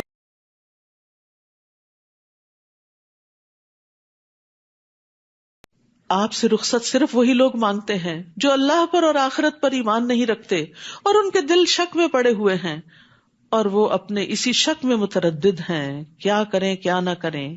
کیونکہ جب انسان دین کے کام سے پیچھے ہٹتا ہے نا، تو وہ چین نہیں آتا، اس کو وہ بے چینی ضرور لگی رہتی ہے. جب نہ کر دیتا نا انسان کسی خیر سے، تو پھر اس کے بعد آرام کی نیند نہیں سو سکتا. اگر ان کا نکلنے کا ارادہ ہوتا تو وہ اس کے لیے کچھ تیاری بھی کرتے. نظر آتا کہ ہاں واقعی انٹرسٹڈ ہیں آپ کا ساتھ دینے کو، لیکن اللہ کو ان کی روانگی پسند ہی نہ تھی. لہٰذا اس نے انہیں سست بنا دیا، استغفر اللہ، اور کہہ دیا گیا تم بیٹھ رہنے والوں کے ساتھ ہی بیٹھے رہو. یعنی پھر اللہ تعالیٰ توفیق چھین لیتا ہے. نیکی کے کسی کام میں پیچھے رہ جانا خوشی کی بات نہیں، بڑے افسوس کی بات ہے کہ اللہ نے چنا ہی نہیں. اگر وہ نکلتے بھی، آپ صلی اللہ علیہ وسلم کو سمجھایا جا رہا ہے کہ اگر یہ منافق آپ کے ساتھ نکلتے بھی تو تمہارے اندر خرابی میں اضافہ کرتے، فتنہ فساد ہی کریٹ کرتے رہتے، اور تمہارے درمیان فتنہ پردازی کے لیے ادھر ادھر دوڑتے پھرتے، لوگوں کو تمہارے خلاف بہکاتے، ساتھ آنے والوں کے حوصلے پست کرتے. پھر تم میں بھی کچھ لوگ ایسے ہیں جو ان کی باتیں بڑے دھیان سے سنتے ہیں. یعنی ہر جماعت کے اندر ایسے لوگ ہوتے ہیں جو منفی پروپیگنڈا کرنے والوں کی باتوں میں آ جاتے ہیں. ہوتے بولے بھالے لوگ ہیں، ان کی نیت نہیں خراب ہوتی، لیکن مثبت بات کم اثر کرتی ہے اور منفی بات کسی کے خلاف بڑی جلدی قبول کرتے ہیں، کیونکہ شیطان اس کو خوبصورت بنا دیتا ہے، اور اللہ ایسے ظالموں کو خوب جانتا ہے. یہ لوگ اس سے پہلے بھی فتنہ انگیزی کر چکے ہیں اور آپ کے امور کو درہم برہم کرنے کے لیے الٹ پھیر کرتے رہے ہیں، حتیٰ کہ اللہ کا سچا وعدہ یعنی اسلام کے غلبے کا وعدہ آ گیا اور اللہ کا حکم غالب ہوا. جبکہ یہ ناک منہ چڑھا رہے تھے، ان کو نہیں پسند تھی اسلام کی ترقی، لیکن اللہ نے وہ ترقی عطا کر دی. اور ان میں سے کوئی ایسا ہے جو کہتا ہے مجھے رخصت دے دیجیے اور فتنے میں نہ ڈالی. جد بن قیس منافق کے بارے میں آتا ہے کہ اس نے آ کے نبی صلی اللہ علیہ وسلم سے ایک عجیب بہانہ کیا، کہا میں نے سنا رومیوں کی عورتیں بڑی خوبصورت ہیں، مجھے ڈر ہے کہ میں اپنے پہ صبر نہیں کر سکوں گا، فتنے میں پڑ جاؤں گا، تو مجھے آپ معاف کیجیے، میں نہیں ساتھ جا سکتا. سن رکھو، فتنے میں تو یہ لوگ پہلے ہی پڑے ہوئے ہیں، یعنی نفاق کی وجہ سے، اور جہنم ایسے کافروں کو گھیرے ہوئے ہے. اگر آپ کو کوئی بھلائی ملے تو انہیں بری لگتی ہے، دل سے جو دشمن ہے، حاسد ہے، اور اگر کوئی مصیبت آ پڑے تو کہتے ہیں ہم نے تو اپنا معاملہ پہلے ہی درست کر لیا تھا، شکر ہے ہم وہاں موجود نہیں تھے. پھر وہ خوش خوش واپس جاتے ہیں. آپ ان سے کہیے قُل لَن يُصِيبَنَا إِلَّا مَا كَتَبَ اللَّهُ لَنَا هُوَ مَوْلَانَا وَعَلَى اللَّهِ فَلْيَتَوَكَّلِ الْمُؤْمِنُونَ. ہمیں اگر کوئی مصیبت آئے گی تو وہی آئے گی جو اللہ نے ہمارے مقدر کر رکھی، وہی ہمارا سرپرست ہے، اور مومنوں کو اللہ ہی پر بھروسہ کرنا چاہیے. نیز ان سے کہیے کہ تم ہمارے حق میں جس چیز کا انتظار کر سکتے ہو وہ یہی ہے کہ ہمیں دو بھلائیوں میں سے کوئی ایک بھلائی مل جائے، اور ہم تمہارے حق میں جس چیز کے منتظر ہیں وہ یہ ہے کہ اللہ تمہیں اپنے ہاتھ سے خود سزا دیتا ہے یا ہمارے ہاتھوں دلواتا ہے، لہٰذا تم بھی انتظار کرو اور ہم بھی تمہارے ساتھ انتظار کرتے ہیں. قُلْ أَنفِقُوا طَوْعًا أَوْ كَرْهًا لَن يُتَقَبَّلَ مِنكُمْ إِنَّكُمْ كُنتُمْ قَوْمًا فَاسِقِينَ. نیز ان سے کہیے تم خواہ خوشی سے خرچ کرو یا بادل ناخواستہ، منافقین کی طرف اشارہ ہے، تم سے یہ صدقہ قبول نہیں کیا جائے گا کیونکہ تم فاسق لوگ ہو. یعنی منافقین بعض اوقات شرم و شرمی جسے کہتے ہیں نا، کچھ نہ کچھ لے آتے تھے کہ چلے ہم خود تو نہیں جا سکتے، یہ ہماری طرف سے رکھ لیجئے. ایسی بددلی کے ساتھ دینے سے صدقہ قبول نہیں ہوتا. صدقہ وہ قبول ہوتا ہے جو دل کی خوشی کے ساتھ دیا جائے، اللہ کی رضا کے لیے دیا جائے. ان سے ان کے نفقات قبول نہ ہونے کی وجہ صرف یہ ہے کہ انہوں نے اللہ اور اس کے رسول کا انکار کیا، اور اگر نماز کو آتے ہیں تو ڈھیلے ڈھالے، اور اگر کچھ خرچ کرتے ہیں تو بادل ناخواستہ ہی خرچ کرتے ہیں. تو سستی کے مارے پڑی ہوئی نمازیں اور بددلی سے دیے ہوئے صدقات اللہ کو نہیں چاہیے. اپنی دنیا کے لیے تو خوشی سے بھاگتے اور اللہ کی طرف آنے میں کتراتے ہو، اللہ کو ایسے لوگ نہیں چاہیے. نبی صلی اللہ علیہ وسلم کا طریقہ کیا تھا؟ دنیا کے سارے کام چھوڑ کے فوراً نماز کے لیے اٹھتے تھے. اسود کہتے ہیں میں نے عائشہ رضی اللہ عنہا سے پوچھا نبی صلی اللہ علیہ وسلم اپنے گھر میں کیا کرتے تھے؟ انہوں نے کہا آپ اپنے گھر کے کام کاج کرتے تھے، گھر والوں کی خدمت کرتے تھے. سبحان اللہ، باہر کے سارے بڑے بڑے کام انجام دے کر گھر آ کر بھی چین سے نہیں بیٹھتے تھے، پھر گھر والوں کے کام کرتے. جب نماز کا وقت ہوتا تو فوراً کام کاج چھوڑ کر نماز کے لیے چلے جاتے تھے. کام وہی چھوڑا اور نماز کے لیے چل دیے، کیونکہ آپ کہا کرتے تھے کہ نماز میری آنکھوں کی ٹھنڈک ہے. بلال نماز کی اقامت کہو، ہمیں اس سے راحت پہنچاؤ. مومن کے لیے نماز سکون اور تسلی کا باعث ہے، لیکن منافق کے لیے بڑی بھاری ہے. ان لوگوں کے مال اور اولاد آپ کو تعجب میں نہ ڈالیں. انسان جب دیکھتا ہے کہ جو لوگ دنیا کے لیے محنت کر رہے ہیں وہ کہاں سے کہاں پہنچ گئے اور ہم دین کی خدمت کرتے کرتے پیچھے رہ گئے ہیں، تو اس پر حیران نہ ہو. اللہ تو یہ چاہتا ہے کہ انہی چیزوں کے ذریعے انہیں دنیا کی زندگی میں سزا دے. یہی کامیاب اولاد جو ہے پھر ماں باپ کو پلٹ کے پوچھتی بھی نہیں، اور جب ان کی جان نکلے تو اس وقت یہ کافر ہی ہوں.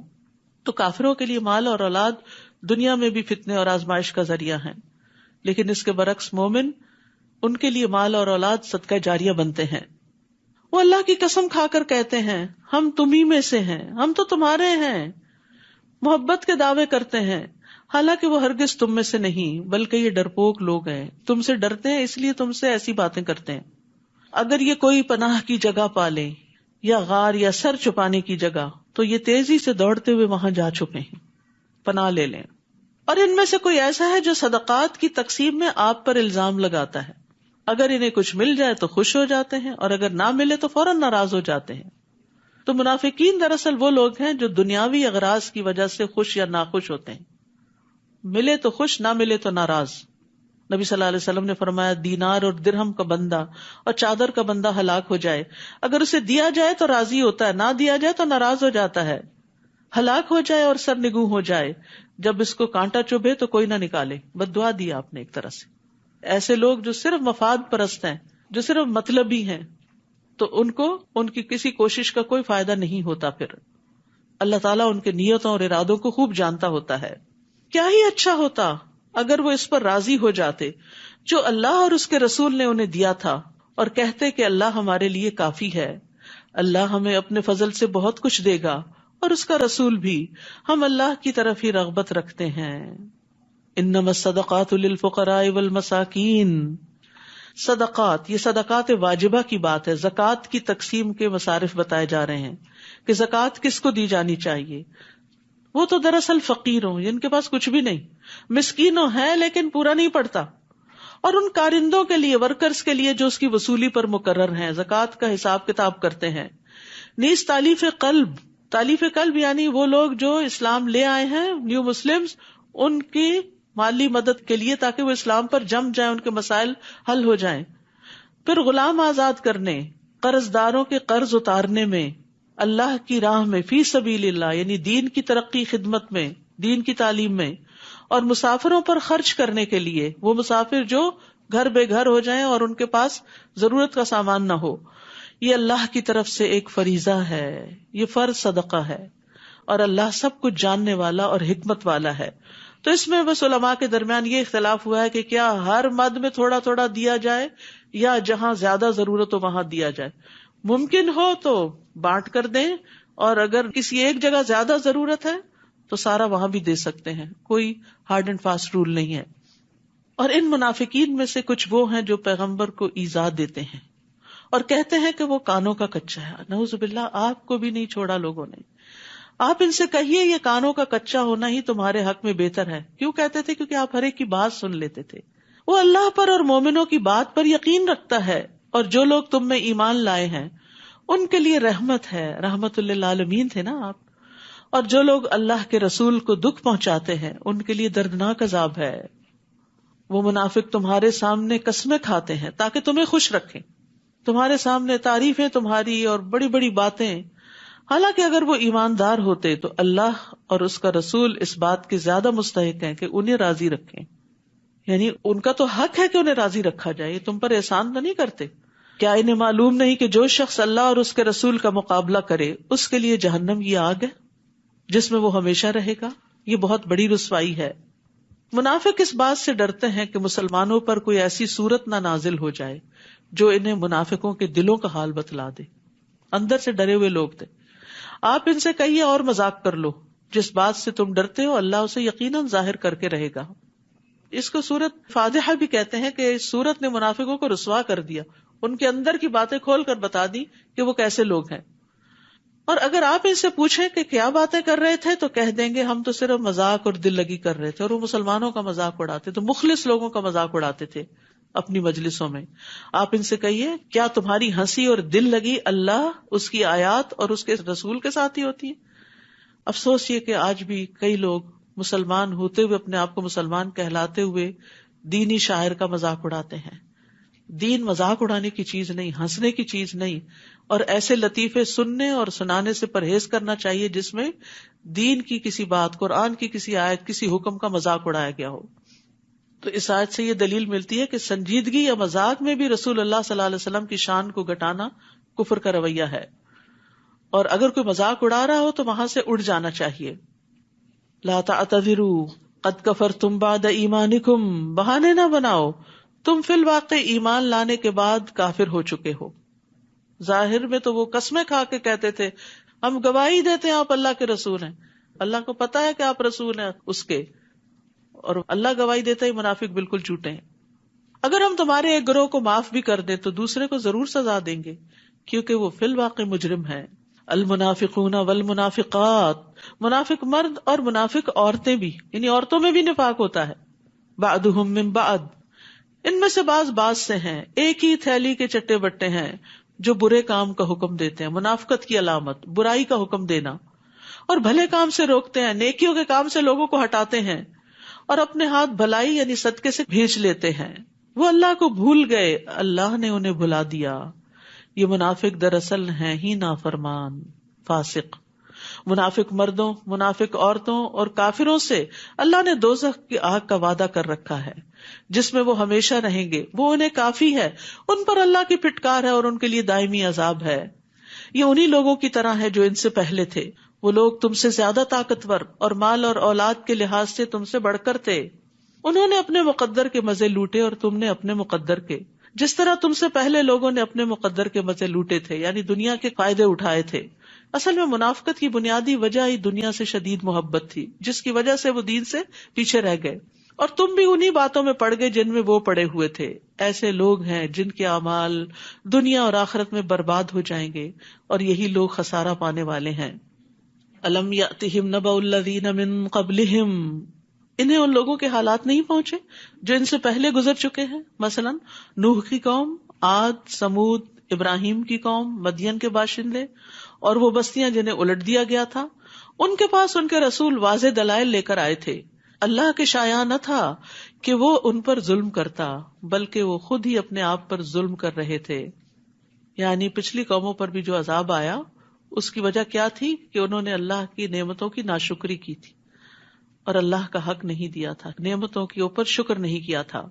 پھر فرمایا والمؤمنون والمؤمنات بعضهم اولیاء بعض یأمرون بالمعروف وینہون عن المنکر ویقیمون الصلاة ویؤتون الزکاة ویطیعون اللہ ورسولہ اولئک سیرحمہم اللہ ان اللہ عزیز حکیم۔ مسلمان مرد اور مسلمان عورتیں ایک دوسرے کے مددگار ہیں۔ وہ جو پیچھے پڑا تھا نا تعاونوا علی البر والتقوی، یعنی نیکی کے کاموں میں ایک دوسرے کو سپورٹ کرتے ہیں، مال سے، جان سے، وقت سے، مشوروں سے، جو بھلے کام کا حکم دیتے ہیں۔ یعنی یہ تعاون کس لیے ہوتا ہے؟ نیکیاں پھیلانے کے لیے، اور برے کام سے روکتے ہیں۔ وہ نماز قائم کرتے ہیں، یہ نہیں کہ صرف امر بالمعروف دوسروں کو ہی حکم دیتے رہتے ہیں اور خود کو بھول جاتے ہیں، خود بھی نمازوں کی پابندی کرتے ہیں اور زکوٰۃ ادا کرتے ہیں اور اللہ اور اس کے رسول کا حکم مانتے ہیں۔ یہ ہوتے ہیں مومن، یہی لوگ ہیں جن پر اللہ رحم فرمائے گا۔ بلا شبہ اللہ سب پر غالب اور حکمت والا ہے۔ تو اللہ کی رحمت پانے کے لیے یہاں اول درجے کی جو نیکی بتائی گئی، جس کا ذکر نماز سے بھی پہلے کیا گیا، وہ کیا ہے؟ امر بالمعروف، نیک باتوں کا حکم دینا، نیکیوں کو عام کرنا، نیکیوں کو پھیلانا۔ وعد اللہ المؤمنین والمؤمنات جنات تجری من تحتها الانہار خالدین فیہا ومساکن طیبۃ فی جنات عدن ورضوان من اللہ اکبر ذالک هو الفوز العظیم۔ اللہ نے مومن مردوں اور مومن عورتوں سے ایسے باغوں کا وعدہ کر رکھا ہے جن میں نہریں جاری ہیں۔ کیا خوبصورت سین ہوگا، ان میں وہ ہمیشہ رہیں گے، سدا بہار باغات، ایور گرین باغات، کوئی خزاں نہیں آئے گی ان پہ۔ سدا بہار باغات میں پاکیزہ قیام گاہوں کا بھی وعدہ کر رکھا ہے، ان کے گھر باغوں میں ہوں گے، اور اللہ کی خوشنودی تو ان سب نعمتوں سے بڑھ کر ہوگی کہ اللہ ان سے خوش ہوگا۔ کبھی کبھی ایسا ہوتا ہے نا، انسان اچھے کام کرتا پر دل کو تسلی نہیں ہوتی، اور انسان کہتے یا اللہ اور کیا کروں کہ تو راضی ہو جائے۔ تو انسان کے اندر سے ایک تڑپ اٹھتی ہے کہ کوئی کام ہو جس سے رب راضی ہو جائے، تو اللہ تعالیٰ ان کو اپنی رضا سے نواز دے گا۔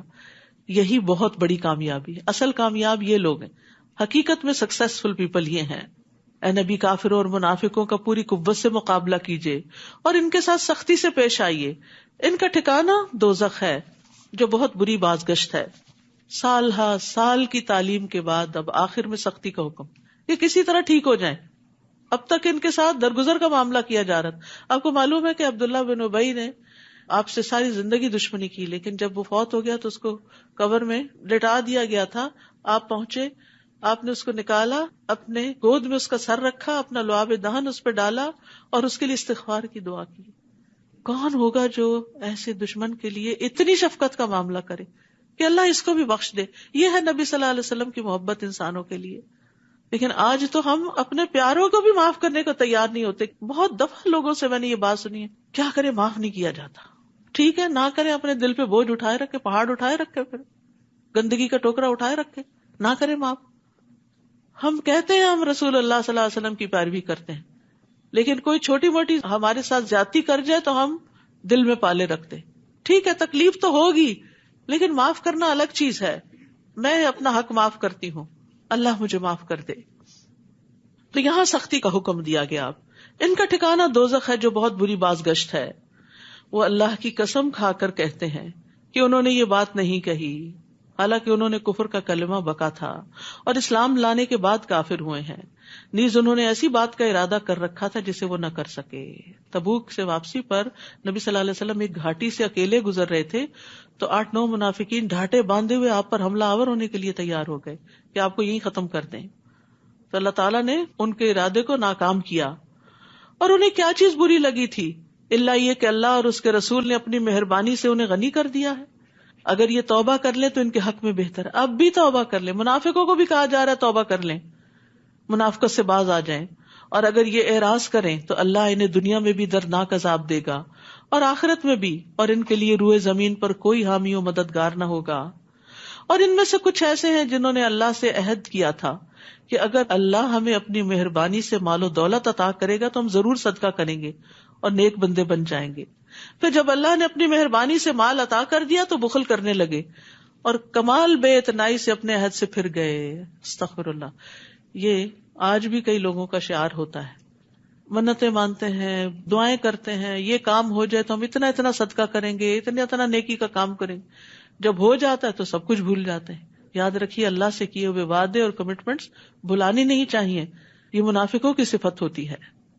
جب انہوں نے وعدوں کی خلاف ورزی کی جس کے نتیجے میں اللہ نے ان کے دلوں میں اس دن تک کے لیے نفاق ڈال دیا جس دن وہ اس سے ملیں گے، جس کی وجہ یہ ہے کہ انہوں نے اللہ سے جو وعدہ کیا تھا اس کی خلاف ورزی کی، اور اس لیے بھی کہ وہ جھوٹ بولا کرتے تھے.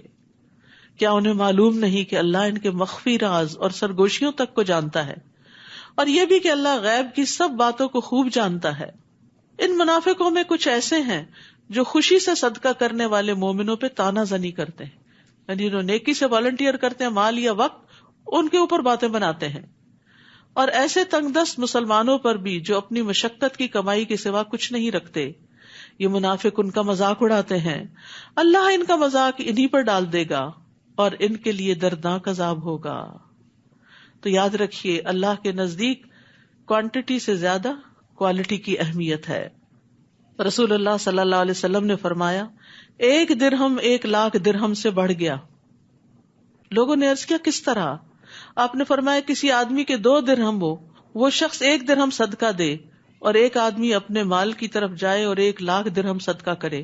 یعنی ایک کے پاس ڈھیروں مال ہے اور ایک کے پاس ہے ہی 2 کہ جس میں سے وہ ایک اللہ کے راستے میں دے رہا ہے. تو جتنے اخلاص کے ساتھ جو خرچ کرتا ہے اس کا اجر اتنا ہی لکھا جاتا ہے. یعنی صرف یہ نہیں دیکھا جائے گا کہ کس نے کتنا کیا، یہ بھی دیکھا جائے گا کہ کتنے میں سے کیا. کیونکہ بعض اوقات ہم اسی چیز کو عذر بنائے رکھتے ہیں کہ ہمارے پاس تھوڑا ہے، ہم کیا کریں، تھوڑے میں سے ہی دے دیں. اس خاتون کی مثال شاید پہلے ہی میں نے دی ہو آپ کو کہ جس کے 6-7 بچے تھے اور اس کے پاس ایک وقت میں بس اتنا ہی آٹا ہوتا تھا کہ جس سے وہ 6-7 روٹیاں بنا سکے. تو وہ کیا کرتی تھی کہ ہر بچے کے پیڑے سے تھوڑا سا آٹا نکال کے ایک طرف رکھتی جاتی اور وہ ساروں میں سے تھوڑا تھوڑا نکال کے ایک روٹی اور بنا کے فقیر کو دے دیتی. تو جس نے دینا ہوتا ہے وہ تھوڑے میں سے بھی نکال لیتا ہے، اسے اس میں سے بھی نکالنے کا طریقہ آتا ہے، کیونکہ اس کو پتا ہے کہ جو تھوڑے میں سے دیتا ہے اللہ اس کو زیادہ دیتا ہے. آپ ان کے لیے بخشش کی دعا کریں یا نہ کریں، کیونکہ آپ نے عبداللہ بن ابی کے لیے دعا کی تھی تو فرمایا اس سے کوئی فرق نہیں پڑے گا.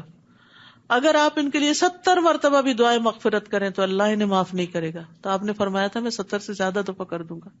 یہ تھی آپ کی مہربانی. کیوں نہیں معاف کرے گا اللہ ان کو؟ یہ بظاہر مسلمان تھے. وجہ یہ ہے کہ ان لوگوں نے اللہ اور اس کے رسول کا انکار کیا، اور ایسے فاسق لوگوں کو اللہ سیدھی راہ نہیں دکھاتا. پیچھے رہ جانے والے منافق اللہ کے رسول کا ساتھ نہ دینے اور پیچھے گھر بیٹھ رہنے پر خوش ہیں. انہوں نے یہ پسند نہ کیا کہ اپنے اموال اور جانوں سے اللہ کی راہ میں جہاد کریں، اور دوسروں سے کہنے لگے کہ ایسی گرمی میں مت نکلو. یعنی جو لوگ جنگ تبوک کے لیے جا رہے تھے ان کو بھی روک رہے تھے. آپ ان سے کہیے دوزخ کی آگ اس سے بہت زیادہ گرم ہے. کاش یہ لوگ کچھ سمجھتے ہوتے کہ آج کی مشقت کل کی گرمی کو ٹھنڈا کرنے والی، لیکن آج اگر اللہ کے راستے میں رکاوٹیں ڈالیں گے تو کل کی پکڑ بڑی سخت ہے. اور جہنم کی گرمی دنیا کی گرمی سے کس طرح زیادہ ہے؟ نبی صلی اللہ علیہ وسلم نے فرمایا تمہاری دنیا کی آگ جہنم کی آگ کے مقابلے میں 70واں حصہ ہے. یعنی تمام 69 اجزاء کی گرمی اس دنیا والی آگ کی گرمی سے 69 ٹائم زیادہ ہے. یعنی 1 out of 70. یعنی دنیا کی آگ جہنم کی آگ کا 70واں حصہ ہے، اور اس کو سمندر کے پانی سے 2 مرتبہ ٹھنڈا کیا گیا. اگر ایسا نہ ہوتا تو اللہ اس میں کسی کا کوئی فائدہ نہ رکھتا. یعنی پھر دنیا کی آگ ہم استعمال نہیں کر سکتے تھے، وہ اتنی شدید ہوتی کہ اس پہ کچھ نہ پک سکتا. تو ٹھنڈی کر کے دی گئی ہمیں اس مناسب انداز کی کہ جس سے ہم اپنے کام کاج کر سکیں. یہ بھی ایک نعمت ہے. انہیں چاہیے کہ ہنسیں کم اور روئیں زیادہ، یعنی اپنی منافقت اور اپنے گناہوں پر. یہ جو کچھ کر رہے ہیں اس کا بدلہ یہی ہے. ویسے بھی انسان کو بہت زیادہ ہنسنا اور کہکے لگانا وہ اس کے ایمان کو کمزور کر دیتا ہے، کیونکہ غفلت میں لے جاتا ہے. آپ نے فرمایا زیادہ مت ہنسو کیونکہ زیادہ ہنسنے سے دل مردہ ہو جاتا ہے. اس کا مطلب نہیں منہ بسور کے رکھو. نبی صلی اللہ علیہ وسلم سے زیادہ کوئی مسکرانے والا نہیں تھا. یعنی کہکے لگانا اور صرف غفلت میں رہنا یہ پسندیدہ نہیں. پھر اگر اللہ آپ کو ان منافقوں کے کسی گروہ کی طرف واپس لائے، یعنی جنگ تبوک کے بعد، اور وہ آپ سے جہاد پر نکلنے کی اجازت مانگے تو ان سے کہیے تم میرے ساتھ کبھی نہ نکلو گے. بس اب تمہارا پتہ چل گیا ہمیں، اور نہ میرے ہمراہ دشمن سے جنگ کرو گے، کیونکہ تم پہلی دفعہ جو پیچھے بیٹھ رہنے پر خوش تھے تو اب بھی پیچھے رہ جانے والوں کے ساتھ بیٹھے رہو.